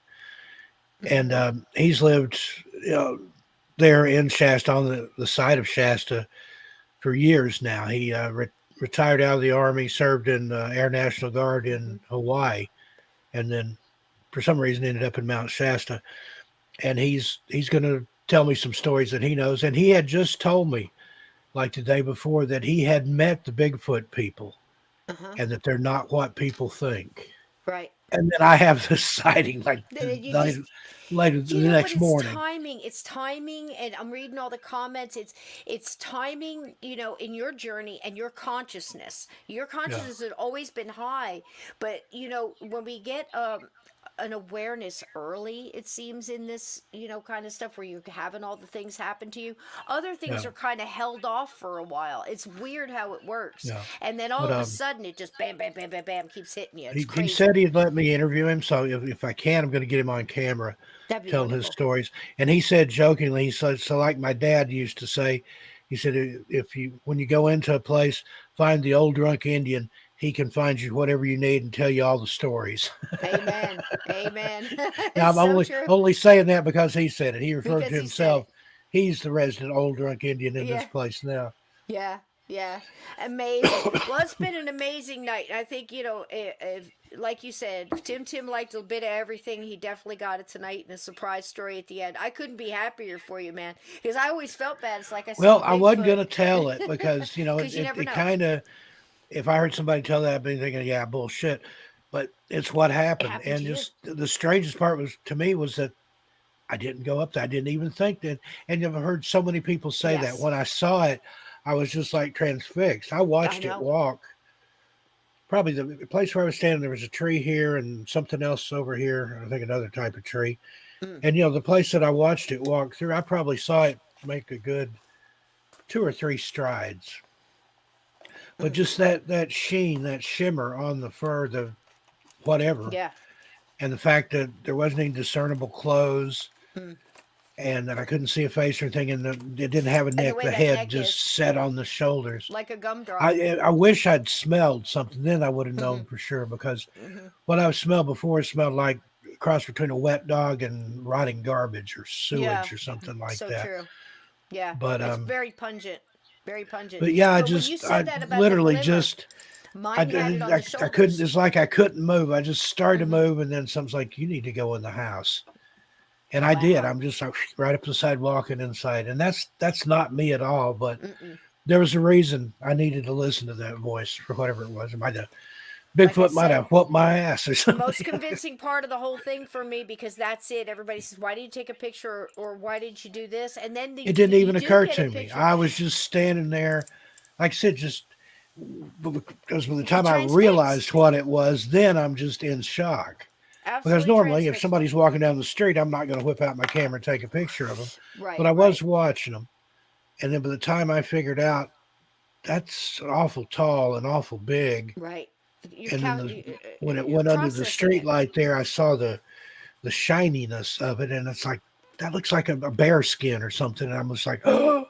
Just the processing alone, that takes Yeah, time. but it People didn't scare wonder- me. I didn't feel any fear, but just Right.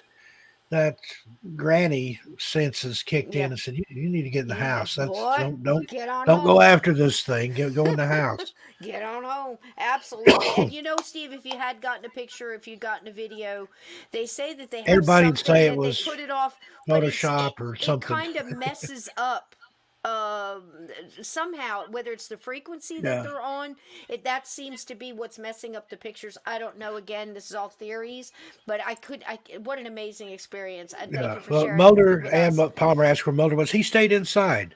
Yeah. He doesn't always go out when I do. Most of the time he does, but sometimes at night he doesn't He'll want to stay. get up. Yeah. But I went out again this morning I didn't go out as late. I was out there between like 1 and 2. Didn't see anything, hear anything. I think that was just a once in a lifetime. I'll probably never see anything like that again, but I definitely want to. But I'm curious what this Bravehorn, I think is what he calls himself. He said he can introduce me to the Sasquatch people. Well, there you go. You may Bigfoot have people, or already at been least introduced tell to me him. about them. He said they're like a family.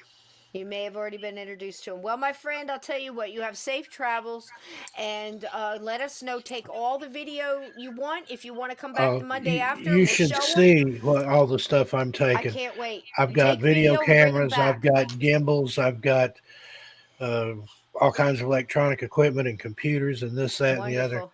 Oh, I've it's got gonna enough be to great. film a whole movie with here, I think. I've got Great. lights and Come on everything. back and So show some probably of it won't to use us. half of it, but I'm going to get as much footage as I can. Plus, I want to get some B-roll footage that we can use for missing persons and mystery, especially Oh, in these that'd be places wonderful. that I'm going to Oh, where people wonderful. go missing Yes. and have strange encounters. It's a multi-layered trip, man. You Fishing gotta let us rod? know. Nope, don't have fishing rod. Don't have the patience for it, Glenn. Yep. There you go. There you The only go. thing I ever caught was a wet butt. If you see a vending machine that vends worms, will you get me some just for the hell of it?